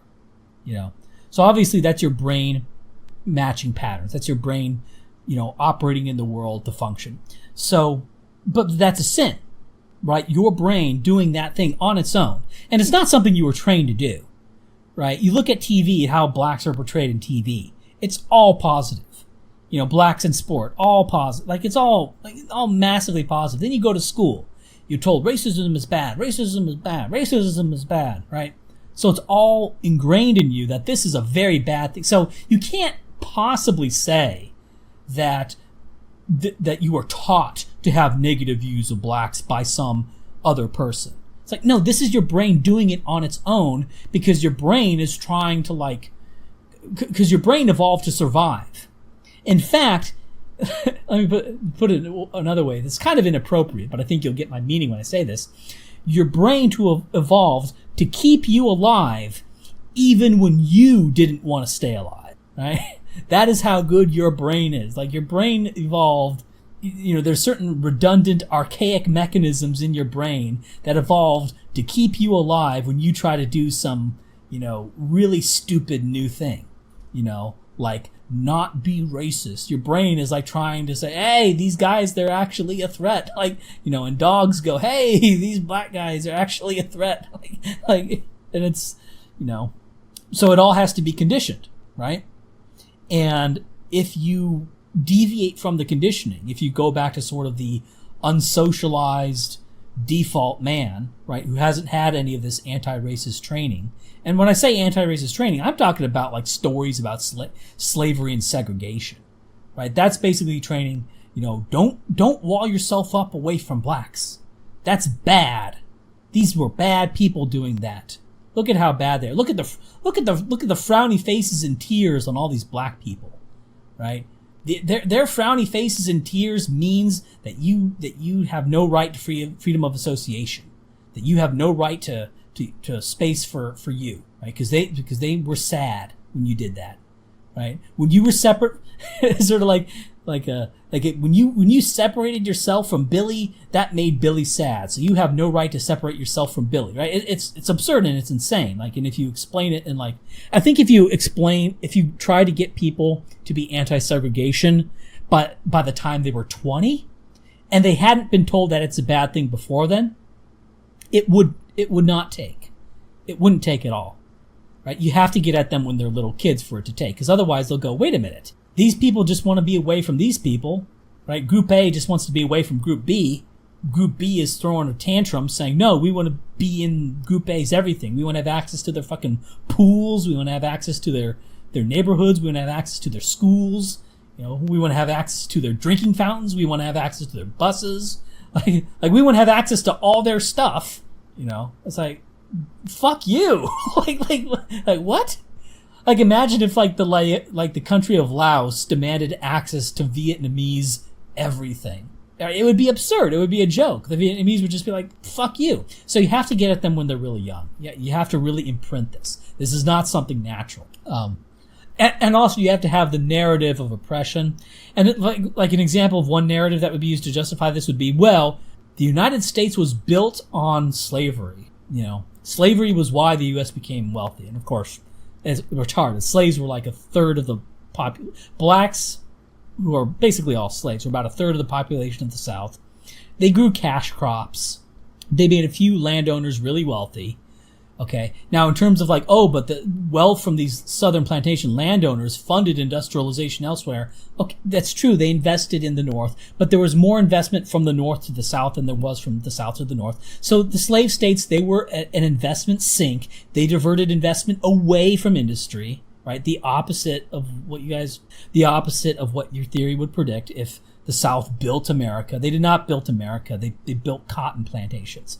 And in fact, cereals, grain, was more valuable than cotton in the U.S. And in fact, northern agriculture was more valuable than southern agriculture. Even though there's more arable land in the South and the growing seasons are longer, the North outproduced the South because slavery was so cosmically inefficient. But so now Lolberts may say, well, if slavery was so inefficient, why did they do that? On a free market, they're going to gravitate to the most efficient ways. Like, yeah, shut up, Lolbert. It's like, you don't need to tell anybody you're a libertarian. We'll know you're a libertarian when you say something that's so obviously wrong. And it's wrong because of your stupid little axioms. Like, oh, they're going to do this because it's more market efficient. No, shut up. Stop. Okay, but I'm going on massive tangents here. I still have a lot of stuff to get through on this stuff. So racism is talked about. It's referred to as America's original sin. But if you're in it, you're likely to see racism as this evil thing. Like somebody who's in Christianity thinks lust is evil. Okay, but on the outside, it's sort of a funny story on the lust is evil thing. If you're outside, if you're in Christianity, there's little kids who are told that lust is evil. I've had multiple instances where little kids would see their parents having sex and think that was sinful because it's sex. In fact, there were even little religious groups, Christian religious groups, that preached that sex was sinful and they never had sex. Obviously, they didn't last very long for obvious reasons. But it's kind of funny. It's how that lust is evil, but you have to procreate, so you can have sex only within these predefined conditions, right? That's sort of a funny thing. But if you're on the outside of the racism thought box, it's obviously absurd to describe xenophobia, racism, to describe these things as immoral when they evolve. Incidentally, most Christians Like the most Christians back in the Middle Ages, they would often abstain from eating meat. Now, what's the correlation between being a shitlib and being a vegetarian or being vegan, right? Like, you know, I don't know what it is with like these causi people. They refuse to eat meat. And of course, yeah, like obviously that's kind of like the hardcore Christian types. They didn't eat meat, right? They were vegetarians. You know, in these monastic orders were vegetarian, right? It's like, yeah, they're the cultists, right? They're the most plinked minds on the planet. So now this racism, like sin, it's to be battled against endlessly. It's justified by saying that all the bad things in the world are caused by a kind of generalized intolerance and bigotry, you know? All the bad things in the world are caused by distance from God. All the bad things in the world are caused by the psychs. That's a Scientology line. So here's where I get to the punchline. Calling the kinds of people that are today called leftists, calling them leftists, it's unhelpful and it's temporally narrow-minded. If you think of Vaush, for example, as a leftist or whatever he thinks he is, you're going to have a very narrow view of these people. These are causey people who get into causes. You know, sometimes they fall into small causes, sometimes they fall into big causes. Now, there are some common themes in the big causes, right? The theme is the elevation of the low and the diminution of the high. That is to say, you know, good people are bad people are good, criminals aren't really criminals. It's the cops that are criminals. You know, it's the anti-criminals who are actually the criminals, right? That sort of thing. So there's that. There's sort of the inversion of order, basically saying, you know, shitty people are good people are shitty. There's that aspect. And then there's the aspect of, you know, you are fallen. Right? You are inherently sinful. And in order to be unsinful, you have to do this, and this. But it's an eternal struggle. Right? As a white person, you can never truly overcome your racism. Never. By being white, you are inherently racist. And that's the direction they're going. That there is no ultimate redemption, but you can, quote unquote, do better. Right? And it's eternal. You can always do better, right? There's no end point. There's no end point when you're done and you can just go back to living your life. No, you always have to do better. Right? And I don't know if that's a top-down plan thing or if it's just an organic thing, but whatever it is, it works to keep you sort of on that, you know, battling of sin treadmill, right? You know, the sins are different. The sins have changed, right? But it's the same sort of thing. And I think one of the reasons the sins have become, you know, the racism sins is because of it started with the anti-Nazi propaganda, which unfortunately it never stopped. Like you had a bunch of anti-Nazi propaganda, and then you had like the death camps after World War II, which, you know, I have an opinion on that, but but that's the perception. And you say, oh, the Nazis, that was caused by racial intolerance, right? Basically, you know, Hitler killed millions of white people. Therefore, we need to let black people into our everything in the U.S. Like, wait, what? But yeah, but I think that's how it started. And so then sort of the new religion formed out of, you know, starting from anti-Nazi propaganda. And of course Hitler is the Satan figure. Nazis are the demons. Nazism is hell, and that's sort of the analog. So you got like the demonic image, right? The Nazi regime, and then you have, I don't know if you have sort of a utopian. You sort of have a utopian image that's sort of mockingly referred to in pop culture. It's sort of mockingly referred to in like The Simpsons quite a bit, where they have sort of like the idyllic liberal paradise or whatever, which doesn't exist and won't exist. When the shitlibs have their way, you get Chaz. Okay, but that's like, I think that's what it is, and I've sort of lost my train of thought. But you have the constant struggle against sin. You have the elevation of the low, the diminution of the high. Now, the Nazis. What about the Nazis in this? The Nazis seem to be an aberration. Because in practice, they did have the same kind of victim rape and revenge narrative that, say, Christianity had. You know, Jews had in terms of, oh, we are oppressed by the Egyptians. They weren't. They were mercenaries, and then they plundered their way out of Egypt, and then the Pharaoh sent an army after them. But they retconned that into being, oh, we were slaves, and we were chased for no good reason by the Pharaoh. He went back on his word to let us out. It's like, no, asshole. And then we went to Canaan, and we killed everyone there. But it's okay because they were sinful. They were having butt sex, That's kind of, but basically all of history, it's all rape and revenge narratives. That's how you justify your group doing whatever they want, because we were raped, so we can take it out on our rapists, and we'll define our rapists by some ways. We'll define you as our rapist, so we can do it, so we can attack you. So the Nazis had a rape and revenge narrative. But it's a little bit different, because usually the oppressor or antagonist of the narrative is sort of internal to the state. In Russia, it was the Tsar. In China, it was the landlords. In Western white countries, it's, the capitalists and big business. And in the U.S. today, it's white people, just white people. It's not, the anti-capitalist movement in the U.S. is basically dead. All the firms are on the side of anti-racism, which means anti-white. But in Nazi Germany, Imperial Japan, and I suspect there are many other examples that I can think of. Oh, also the Jews. The Jews have externally projected oppression narratives. The rape and revenge narrative is projected outward, where the rapist is externalized from the state. Now, or externalized from either the state or from the identifiable group. Like for example, in Russia, the Tsar is Russian. In China, the landlords are Chinese. In the socialist labor movements in Western countries, the capitalists were, fellow Englishmen. They were fellow Frenchmen. They were fellow Americans, for example. But in Nazi Germany, the oppressors of Nazi Germany was sort of this Jewish-dominated Western capitalist order that was then external to Germany. Now it's not external to Germany. Germany's part of it now. But then it was external to Germany. So, in Imperial Japan, the cause of their misfortune was the West that was preventing them from having an empire and expanding. So Japan's rape and revenge narrative was directed towards mostly Britain and the United States, but also to a lesser degree France and the Netherlands. So that was so there's lots of examples of rape and revenge narratives that are sort of projected outward from the group.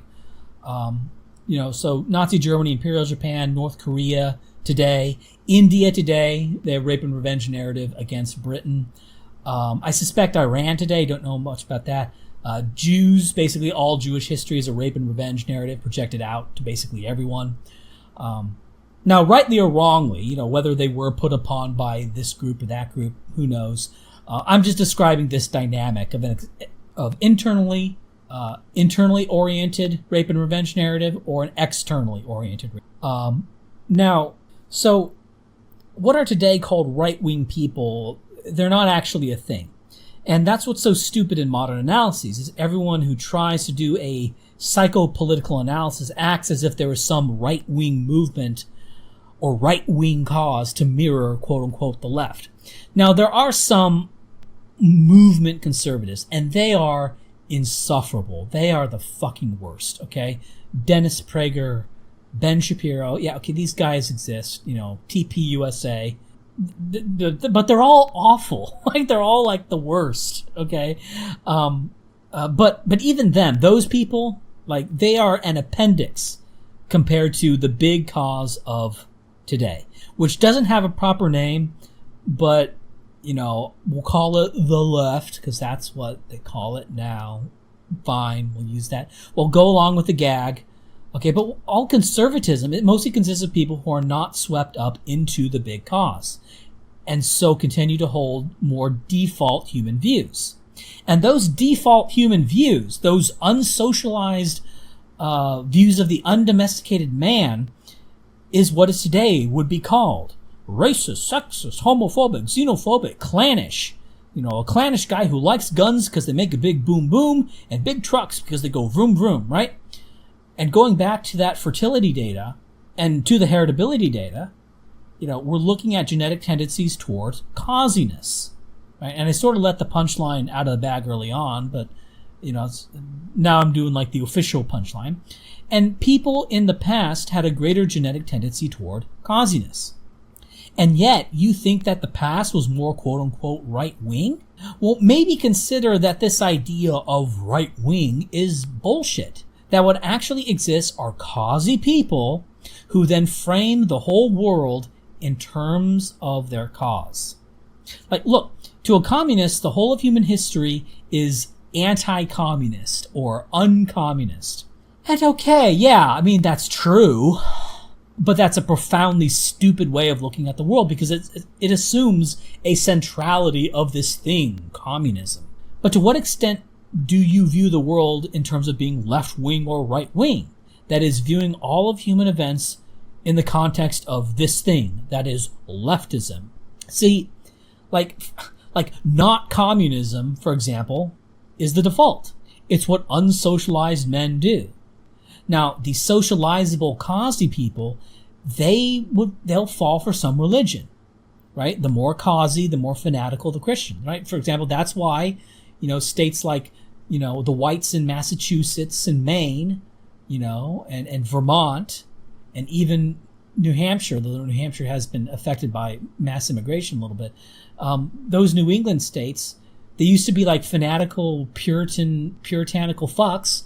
Now they're puritanical shitlib fucks, right? Because they're causy people. That's what they are. That's what they do.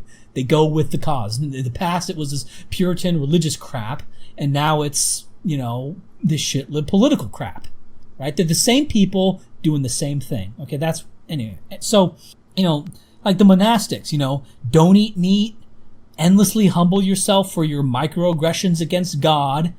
Okay, and the higher up you got into these monastic Christian orders, the dumber it got. And because there's a great diversity of causes, but the unsocialized man is more or less constant throughout all of human history, every cause will contrast itself to the unsocialized man. Causes, they come and go. But unsocialized man is fairly constant in how he acts and how he sees the world, right? I mean, yes, it's a continuum. Every individual has their quirky beliefs or whatever. But by and large, the archetypal, unsocialized man is what, is what causes will contrast themselves with, right? And so, to early communism, all of history is feudalistic and capitalistic exploitation of the workers. To Christianity, all of history is a bloodbath of idolatry and the degenerative effects of sin and distance from God, right? To shitlibs, all of history is racism, xenophobia, homophobia, ableist, fat shaming, blah, blah, blah, blah, blah, blah, blah, right? To shitlibs, it's the word salad of bad, and that's right wing. Basically, you contrast whatever your cause is with the characteristics of unsocialized man that conflicts with your cause. Right? And that becomes sort of the way you see the world. Like if you're a true believing Christian, you see the world in terms of how distant is this person from God, right? And that's their moral worth, right? If you're a shitlib and you sort of have this sort of emergent informal religion, you look at someone's moral worth as, if they're white, how much do they hate themselves? If they're brown, how much do they hate white people, basically. And I know, Ryan, that's an oversimplification. I don't think it is, right? I'm operating sort of at this phenomenological level. I'm not listening to like your justifications or what you think the reasons are for what you believe. I'm just sort of operating at sort of a high level. What are people doing, And I think that's a better way to look at it because you avoid a lot of like the bullshit pill pull. When people try to explain themselves. So you hear people say conservatives are less open to experience or are less likely to change their mind in the face of new information.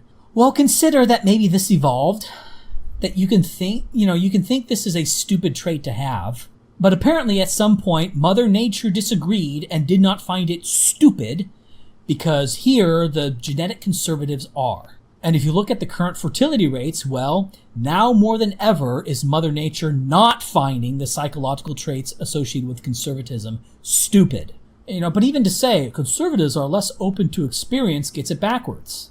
They are what you call conservatives, precisely because they're more skeptical of causes.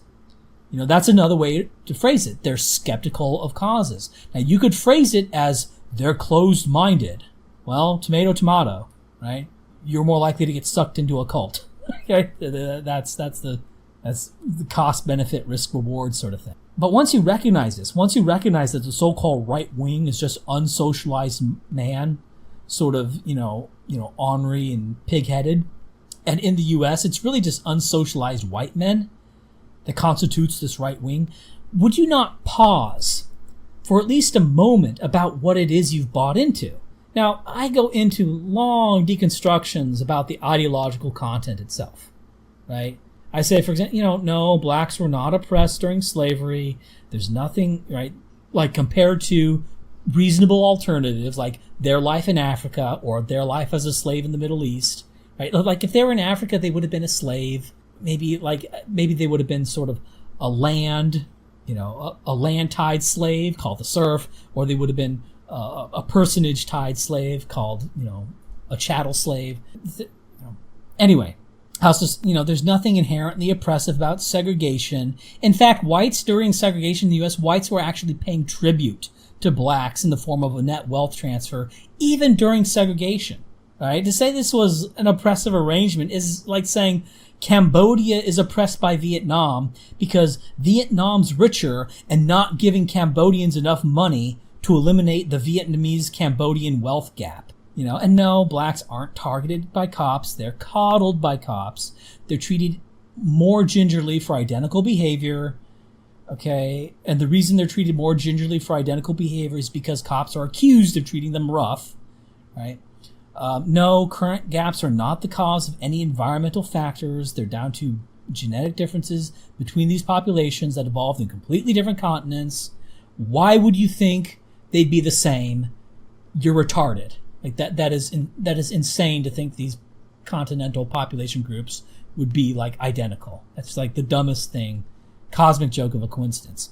But see, going through that and properly making those arguments, that all takes time. It takes time to deconstruct the ideological content itself. Just like it would take a long time to deconstruct the Bible, back in the day. Today it's easier because you have a lot of scientific information to say, oh, this is wrong, this is wrong, this is wrong. But before you had that, it would be very difficult to deconstruct the Bible. But you kind of know from the outset that this shitlib thing, that it's going to be wrong because once you know what causey people are like and what big causey movements are. Basically, there's a bunch of metadata that says your belief sets are just one in a long line of big wrongs. Right? This is a big wrong. Now, you may try to defend and boomerang this and say, no, there is a right-wing cause in a cult of Trump or something like that. Just shut up. Just shut up. You don't believe that. There's nothing analogous among the people not in the cause of racism. There's nothing comparable to the kind of dehumanization you do of so-called racists and sexists. Don't even try. You say, oh, but, racists, like your term, like sinners dehumanize blacks. Nobody does that. But even if they did, the point would still stand that, you're treating unsocialized innate human behavior as a deep evil, right? That even if unsocialized man was just virulently hateful of black people because of their superficial traits, which never fucking happened, but even if that did happen, all right, and that was the nature of unsocialized man, okay, well now you're calling unsocialized man deeply evil, and who does that? Insane cults that are wrong do that. And in fact, this unsocialized man, if that's the case, if unsocialized man, murderously hates people who look different from him, just ipso facto, if that's truly what unsocialized man is like, and unsocialized man is saying, because of this, keep us separated, and then you say, oh, it is deeply immoral to keep them separated, we should try to get them to get along to each other, and we'll do this by having a system that heavily imprints upon their mind to get along with each other. It's okay, do you not at least have an instinct that you're creating a giant fucking tinderbox? do you at least not have like a sense that this is like a really bad idea that could go sideways in a really bad way? So, now as an aside, this also highlights the strength of outward projected rape and revenge narratives. Because what you do is you get all the Causi people caught up in, like, say, the cause of Japan, or the cause of Germany, or the cause of North Korea, or the cause of Jews, right?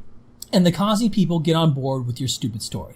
And all the non-Causi people who don't get socialized, they tend towards sort of the default human instinct, which is my clan, right or wrong, my group, right or wrong. And that's why rape and revenge narratives projected outward from the group are so effective, and why these regimes don't collapse under war stresses, or at least they survive far past the point of rational resistance. Because the Causi people, they get caught up in the cause of the nation, which is then reframed as that underdog tale, right? Where, the Russian people are put upon, the German people are put upon, the Japanese people are put upon. So then you get the Causi people to identify with their own group as the put upon, as the put upons. And, the more default people that don't get caught up in causes, they go along with it because, my nation, right or wrong.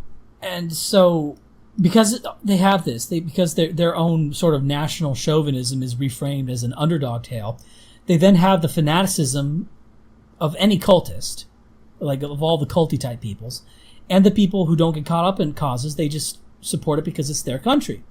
Or with the Soviet Union, it didn't break apart when the material conditions were at its worst. And historians, did all sorts of analogies, and they were saying that in most countries, when the material conditions get as bad as they did in the Soviet Union, the country collapses and quits the war, right? But what the Nazi invasion did was it brought on board both the Causi people in Russia and the unsocialized Russians who are, they're good patriots for their country, right? And the USSR, when the USSR actually fell apart, it fell apart when they lacked a perceived external threat. When the US and the USSR were starting to get along a little better, that's, when the material conditions were actually at their best, aside from whatever, like, free market morons will say, oh, the Soviet Union collapsed. Like, shut up. It didn't, what? No. There's no collapse. It broke apart for lack of political will. Anyway. Or in the US, you have blacks and whites. Now, based on biological indicators of liberalism, which I think I have made that case that this liberalism is probably just the likelihood of getting sucked into causes or your causiness of the person, blacks, Africans, or whatever, they're actually far less causy than whites. Or to use the modern lingo, they are more biologically conservative than whites, and should be inherently, temperamentally, less likely to fall for the big cause. Well then, why are they overwhelmingly Democrat if they're not causi people? Again, outward projected rape and revenge narratives. The premier group for blacks in the US, it's not Americans, okay? It's blacks. That's their nation. Their race is their nation. Their skin is their uniform. So non-causi blacks, they will block up with the Democrats because my race, right or wrong, the conservative type, genetically conservative type blacks, they'll block up because my race, right or wrong. And the causi blacks will vote with the Democrats as part of the outward projected rape and revenge narrative, right? They're caught up in the cause. So you end up getting like 93% of blacks voting Democrat, even though they're biologically more conservative than whites. Let me put it this way. The people at the Nation of Islam, okay, nobody would call them liberal in either the classical sense or in the modern shitlib sense, but they vote Democrat overwhelmingly. Now that's an extreme outlier, the Nation of Islam, but it highlights the fact that it doesn't matter how conservative blacks are. They are bound to their race, right? They are a bundle of sticks forming an unbreakable faggot. And that's really the first big piece of evidence that something is false. If it takes, the flavor of a movement, right? So, God, there was some quote by Hermann Goering, where he said that when I hear someone speak of justice, I reach for my gun. Now that's true And it's also kind of interesting because the Nazis spoke about injustices against the German people and German people being oppressed in Poland and Czechia. And you know, Nazis used the language of justice all the fucking time. So, but that doesn't mean what Goering said was wrong. And it doesn't even mean that Goering wasn't aware of that fact. You know, it's like Goering could say, yeah, I know that when people start speaking of justice, you know, protect your buttholes. And I know this perfectly well because I use the language of justice and the concepts of justice to fuck people over, right? Now in Christianity, in the Bible, but more important, the messages of early Christianity in the church, there's all this belief about what the world would look like when Christianity won the day. You know, we're all Christian. You know, we're all against war. Wars are going to end. We're going to have a world of harmony and Christian brotherhood because, you know, a Christian country won't go to war with another Christian country. You know, we're going to have brotherhood and societies free of social rancor, and everyone's avoiding the 7 deadly sins, and they're all following the Gospels, and there's no social discord. You know, and of course none of it happened, and these movements have these stupid tales about how wonderful the world is going to be once their isms come into power, and it never happens. What you get is some craziness at the beginning, you know, Mao's Great Leap Forward, you know, Soviet war communism, and then they transition towards sort of an administrative state like anything else with bureaucrats reciting party doctrine. And where shit liberty has won out, okay, where's the fucking problem solving? Where's the end of race conflict? In the European Union, they did a survey on black migrants and asked them if they regularly experience racism. And the country with the highest level of reported racism was Luxembourg. Okay, fucking Luxembourg. Followed by Finland, Austria, Denmark, and Sweden. And of course, younger blacks in the EU, like in the US, they report more racism than older blacks do. Which, of course, this also ties into the idea that your perception of oppression has no relation to how oppressed you actually are. That's another topic for another time, and I've already written some stuff on that. Now, the per capita GDP of Luxembourg is about twice that of the United States. So white people in Luxembourg, if income, urbanization, and educational correlates are any indicator, like the white people in Luxembourg are some of, if not the most over-socialized, you know, politically walking on eggshells people on the fucking planet. And as you gin up concerns about those isms, you will have more rancor and more rage over the isms. That's it. That's all that's ever going to happen. There never comes a point when everyone's happy. The happy ending never comes. So what I'm saying is that you're not a leftist. There is no leftist, just as there was no, you know, there's kind of like no communism. I mean, I know there's like a communist doctrine or whatever, just as there was just, you know, there's no Christianity, right? None of this is really real, aside from like, it's going to affect a few people, make them do a few stupid things at the very beginning of when this group takes power, right? So, I mean, but really when you're looking at like Marxism or communism, that's just sort of the high level ideological content of a kind of causist mania. You know, and what has happened throughout world history is that the causes always succeed in one sense, but they never succeed in another. Classic example, Soviet Union, China. You know, you had a communist revolution, but by golly, the Soviet Union sure looked a lot like a bureaucratic command economy where people with different skill sets and different value levels were promoted to different levels. The more valuable people got better apartments, better food. Gee, it sounded to me like the Soviet Union was just like a giant mono company where everyone had to buy from the company store and where the party owned everything. Now, obviously, China isn't communist in any meaningful sense today. North Korea is just a hereditary monarchy with a traditional economy. See my old piece on the traditional economy if you know if you want to know what I mean by the traditional economy. The U.S. is a democracy, right? Woo, democracy. Run by and for the people. Big cause of self-governance. But no, what ends up happening is certain people manage to seize control of the politicians. The politicians end up being hated. Most policies that are enacted are those initially opposed by the public. Okay.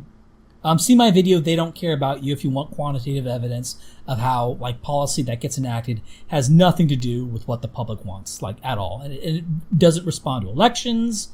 It doesn't respond to public opinion. It's all... Basically, it's what do the top 10% richest people want? That's the best predictor of future policy change, okay? And in fact, what the poor people want, that actually anti-correlates with policy change. See my video on that. It's very profound. You might think that, what the masses want has a small effect, but not a very big effect. No, it has a negative effect, right? That controlling for how much rich people want something, if poor people want it, it's less likely to happen, right? And go see that video, They Don't Care About You, right? I quantify all that stuff. So in one sense, the causes win because they have a big push, and even for a period, they get, in a sort of mangled sense, they get their goal. They get Soviet war communism, the Great Leap Forward, or they get the nationalist wars of Nazi Germany and Imperial Japan, which modern Causi people will disavow, but, it was all you, right? This was all you. It was made possible by you. It wouldn't have happened without you. And look, in Germany in the 1930s, the Nazis won. At first, Hindenburg beat Hitler in an election, with sort of the Breitbart types of Germany at then. They all supported Hindenburg. And the Tumblr types supported Hitler, The Tumblr types, they were more fashionable. They were more hip. They had Nazi fashion, Just like you have shitlib fashion or hippie fashion. They had their Nazi fashion. It was very different from shitlib and hippie fashion, but it's, they did their own thing. Whereas the Hindenburg supporters, they just dressed like Germans dressed. That's, that's sort of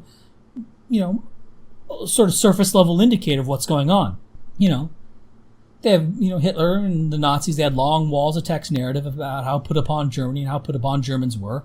And the Breitbart types in Germany, they sort of went along with it, because, Germany is my country, USA, or USA, or Germany. And then, someone might come in and go, well, actually, things aren't really that bad in Germany. Germany's economic troubles, they're bad, but they're remediable, and they aren't caused by the war indemnities, which Germany didn't even really pay. In fact, France probably spent more trying to collect the indemnities than Germany actually paid to France. The cause of your current problems are actually, it's actually your own stupid and shitty policy decisions that you yourself are making within Germany. The cause of your misfortunes is you being a shitty person. That's the cause, And of course, anybody who said that, of course, they would soften it up. They wouldn't say it directly like that, but anybody who said something like that wouldn't get anywhere. Now Himmler, when he was recruiting for the Nazi Party early on, he targeted communists because he found that he had more success with them. Now, later on, once the Nazi Party got big, then they started to get more conservative types supporting the Nazi Party. But early on, at the beginning, they needed that hardcore. And they found that hardcore amongst the communists. He targeted... Now, Himmler wasn't thinking in these terms, but he was targeting other Causi people. Right? The people who kept Hitler out of power for a brief spell were the conservative Germans who voted for Hindenburg.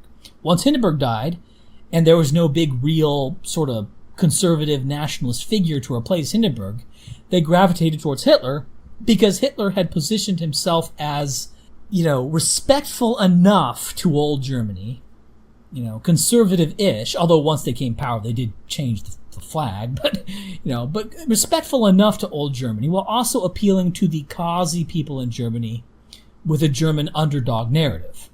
So he managed to sort of, get enough of both to get, overwhelming approval once Hindenburg was dead. He couldn't beat Hindenburg while Hindenburg was alive.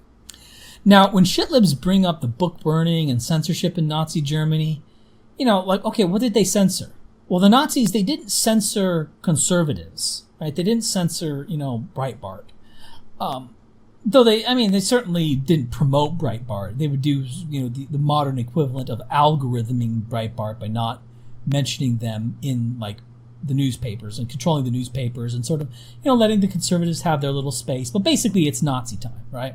And they sort of let the conservatives be their ways as long as they didn't go against the Nazi plan.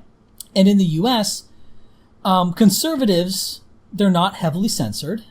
At least not compared to Causey people who fundamentally challenge the shitlib narrative, right? And Causey people who fundamentally challenge the shitlib narrative in the U.S., okay, they've somehow got the label alt-right. I don't know how that happened, but it happened. They're not right at all. They're not like it's such a horrible term. But, that's what you think of as the alt-right. That's what it is. It's people who are causey. They get caught up in causes. They're motivated. But they happen to fundamentally challenge the current cause, the current dominant cause, right? So they are analogous to the Marxists in Nazi Germany.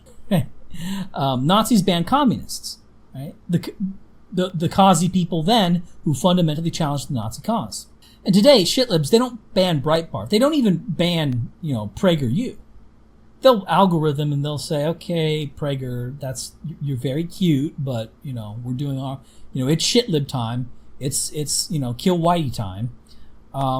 But they'll, in Prager, you can talk about, Judeo-Christian values and, how I don't care about, color or character content. Okay, that's very cute, Prager. Yeah, you're saying Martin Luther King stuff. That was like the thin end of the wedge, but now it's kill whitey time. So they won't ban Dennis Prager, but they'll sort of marginalize him.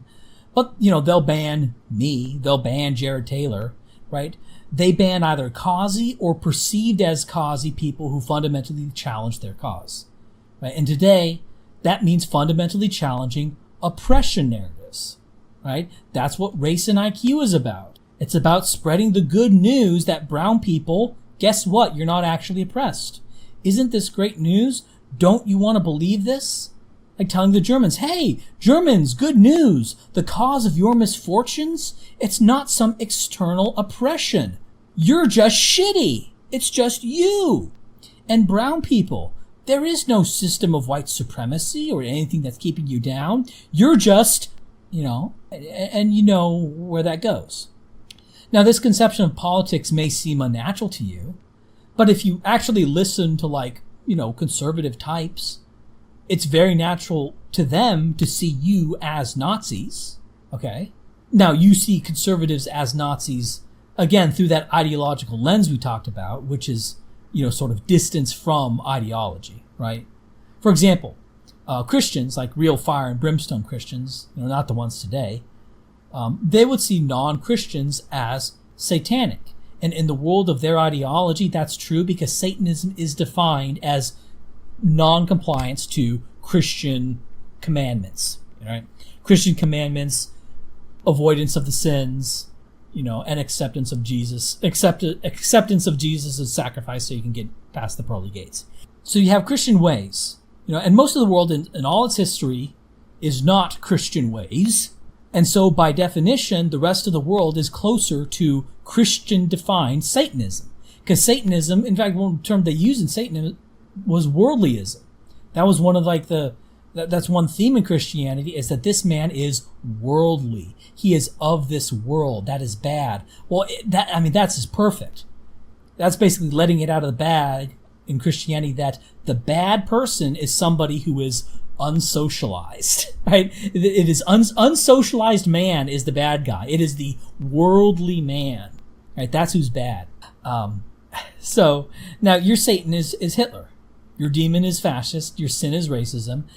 And natural innate behavior that you have pathologized as the greatest evil that can be. And so to the extent someone is not with your cause, they will be, by definition, more proximate to your ideologically defined evil than you, right?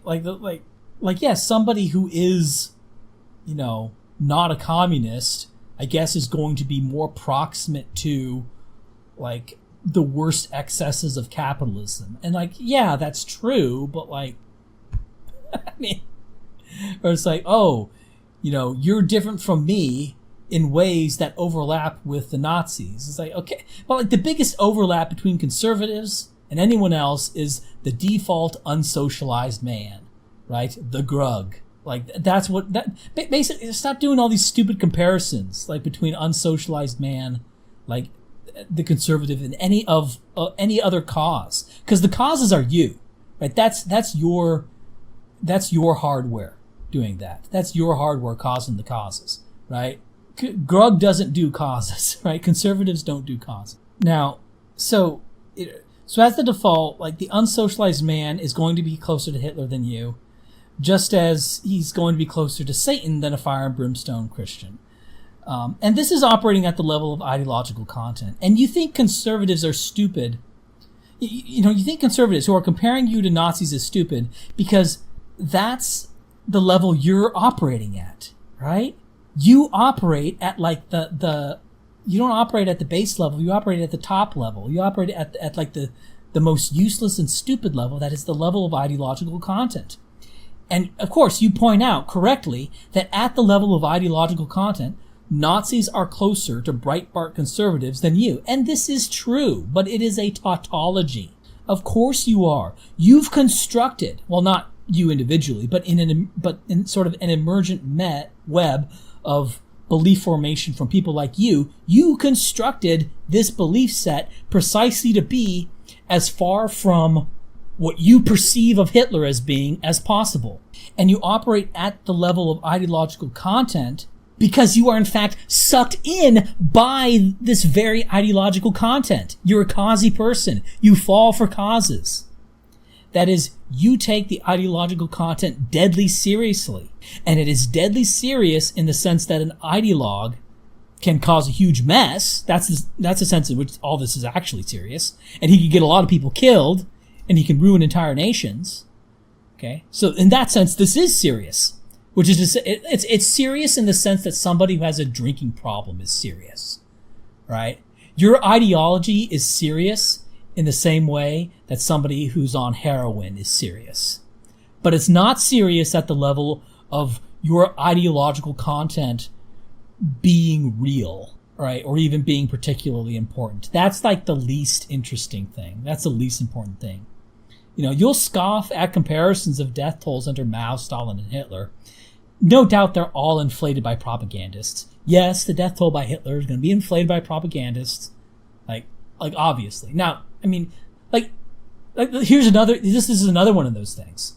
The idea that Mao and Stalin's death tolls are inflated by propagandists, that's that's not a horrible thing to imagine. But as soon as you say Hitler or Leopold in the Congo, that their death tolls are, well, for Hitler inflated, for Leopold completely fabricated outright.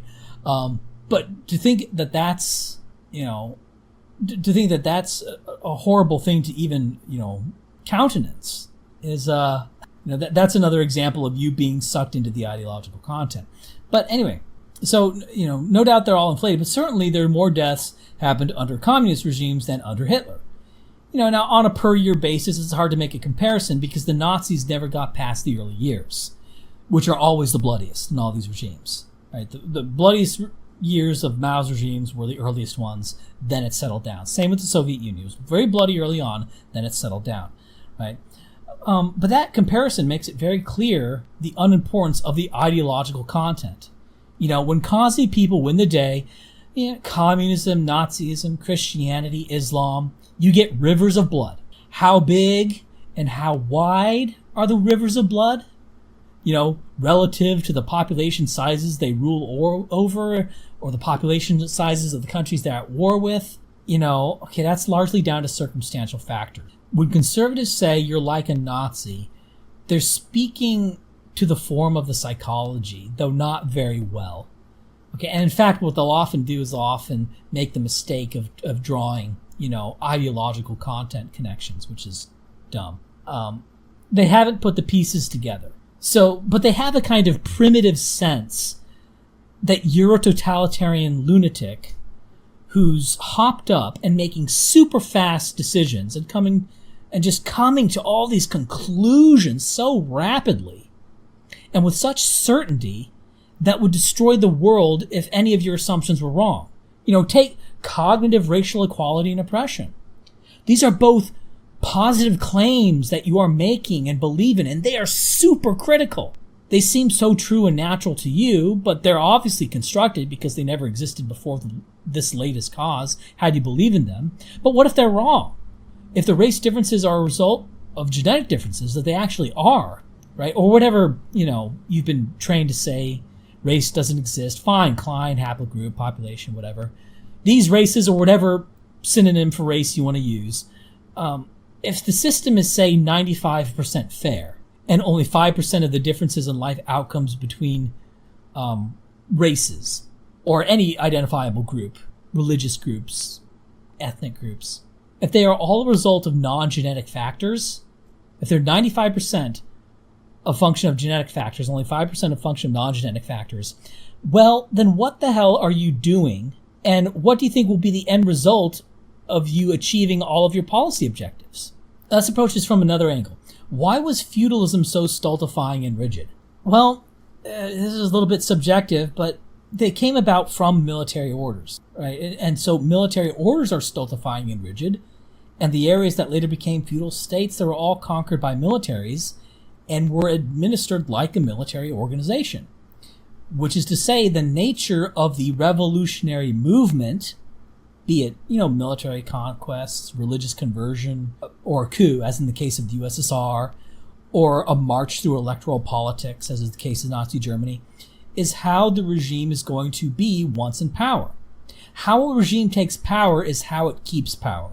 The things needed to be done to gain power are what the regime either needs to do or think it needs to do to maintain power.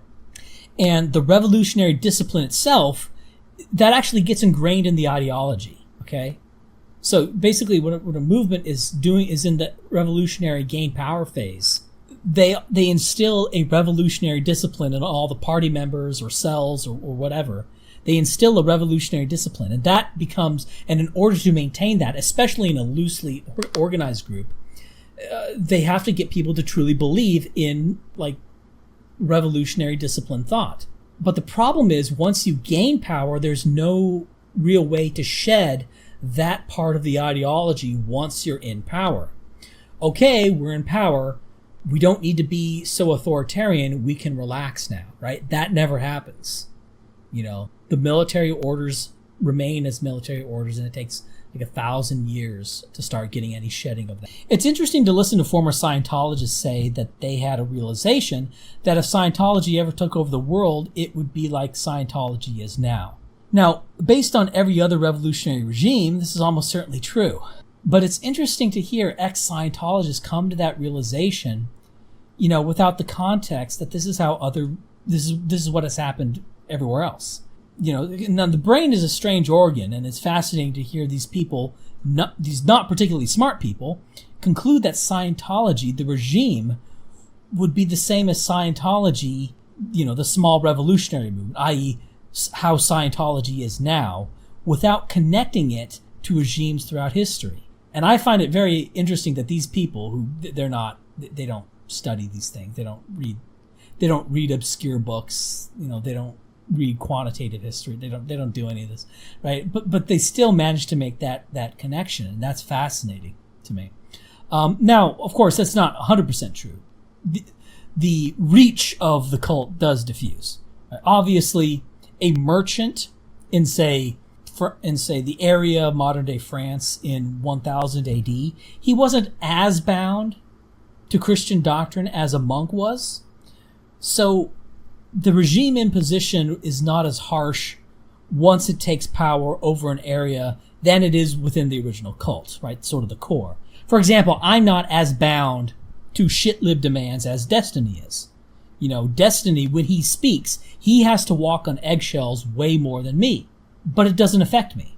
It doesn't affect me in terms of what I can say. Where it does affect me is where I can say, right? I can't say what I say here to either a random audience in real life. Like most people, people are, individuals are far more open-minded. So if I'm talking to one person, I'm more comfortable. But if I'm talking to 20 different people, all it takes is one lunatic. One, Puritan, basically. One saying, this goes against doctrine. How dare you say, black people aren't God's gift to humanity, and so it only takes one lunatic to create serious problems. So I can't talk to large random crowds. I can talk to individuals. I can talk over the internet because what can you do over the internet? Post a mean comment? Okay. thumb it down, right? So you can't really do anything over the internet. But I am limited in where I can speak. I can't post this on Twitch. I can't post this on YouTube now. So, but I'm also because I'm posting here and I have my own audience, whereas, Destiny cultivated a shitlib audience. So on my Destiny, I won't be crucified by my own viewers for saying something as anodyne as, yeah, guys who cut off their junk aren't women. Sorry. Yeah. So anyway, so I drew a little visualization here. Oh, picture time. If you've been listening, I'm putting a picture up here and I'm going to talk as if you can see the picture. So just FYI. So drew a little visualization here. This isn't based on any real data. It's just a visualization of the theory I have. Data's made up. And so you see the continuum of causiness and conservativeness. So whites pre-1950 are more genetically causy than whites today. But due to differential fertility and the heritability of causiness, we have become less causy over time. Now, we know that the heritability of political views themselves are around 0.4, but the heritability of the underlying factor is almost by definition going to be higher because your actual political views are going to be influenced by circumstance. Who's the first guy you read? Did you talk to some particularly persuasive person? Stuff like that. And causy people who tend to be messy and prefer less order in their lives are the ones, it seems, more likely to join cults where all of life is rigid and ordered. So the phenotype is flexible. But all I'm talking about on the continuum is the genetic tendency, and the heritability of that is, of course, going to be 1, right? The genetic component of variance is 100%. So, yeah, duh. Now, unfortunately, we don't know directly what the fertility differentials have been between people genetically predisposed to causiness and those genetically predisposed to conservativeness. All we have are the fertility differentials of the phenotypes themselves, liberal, conservative, using sort of the temporal terms. The fertility differential of the causy versus conservative genotype could be higher than this, right? Or it could be lower than this. That is, genetically conservative people who happen to be causy, could still have big families. Intuitively and subjectively, I believe this happened often in Midwestern states. That people genetically predisposed to being conservative and not getting wrapped up in causes did in fact get wrapped up in sort of labor socialism and are slowly starting to wake up to that.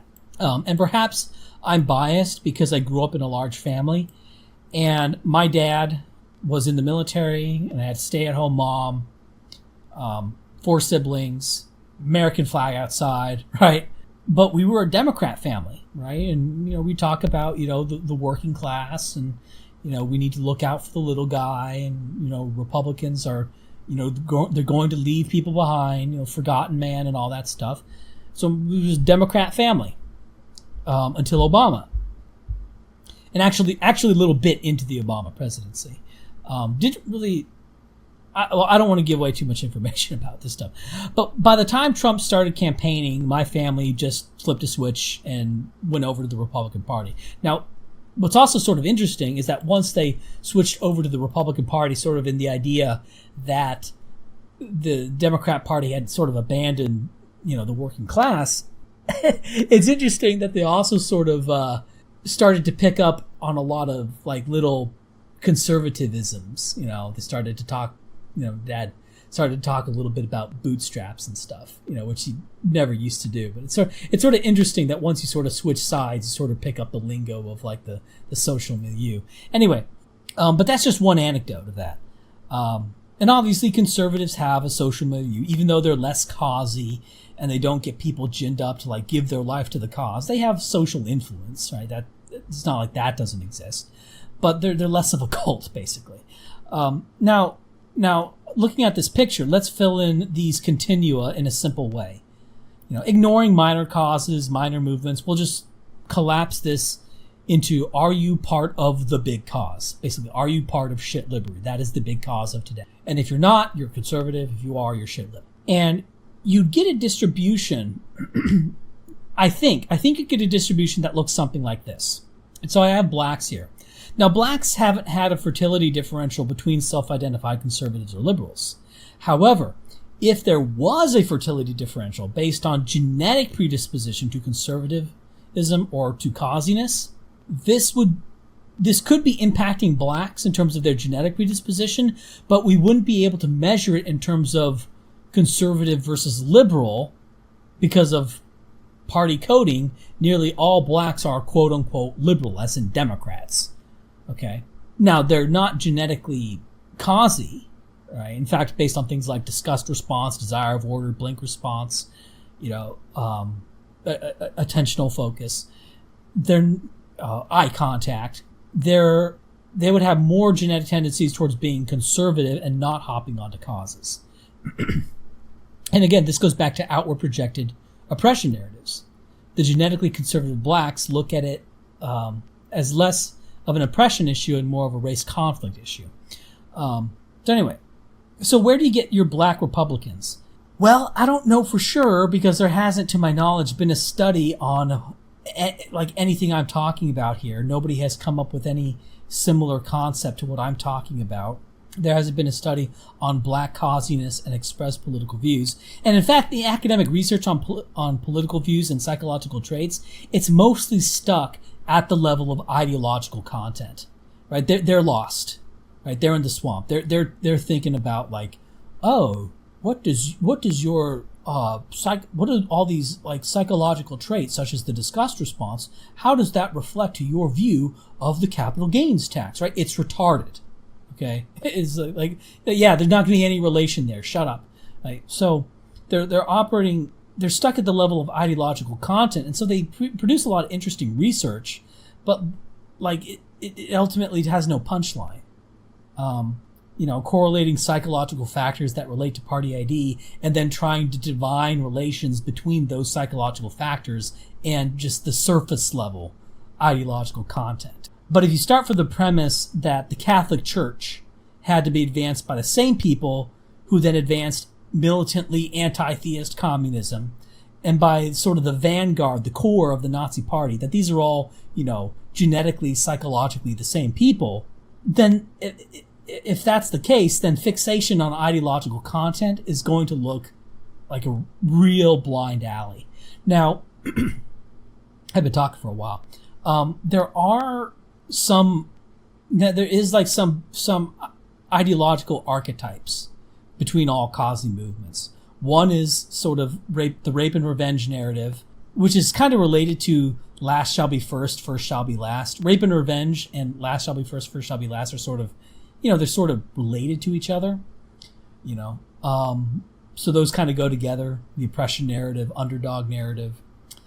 And also like the self-guilt, like and the sins that you have, right? And ginning up sin inside of you. That's another characteristic.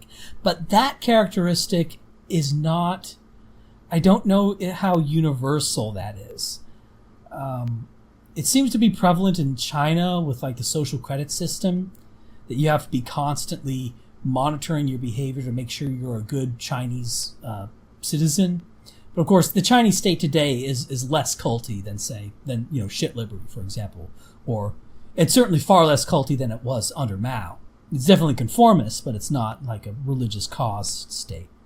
But yeah, so that's basically where I think black Republicans would be, sort of in this zone on the spectrum. I don't think they would be the most biologically conservative blacks, because the most biologically conservative blacks are, of course, going to be the most quote-unquote racist blacks, what it is you call racist, that they're going to have the highest racial preference and the highest racial aggression. And so they're not going to vote Republican because Republicanism is associated with white interests, and the most people on the conservative end of the blacks are going to hate white people as sort of a race conflict. So there we go. I think I have to end this somewhere. This has gone on an extremely long time. I may talk more about this topic some other time. But it's, I found all this stuff sort of interesting. It's a little bit more free-flowing than my older videos. But some people just want long videos to listen to. Well, here you go, long videos to listen to. And I'm kind of exhausted. I've talked myself out. And I should come up with some witty conclusion, but I don't think that's going to happen. So it's time to just end the video.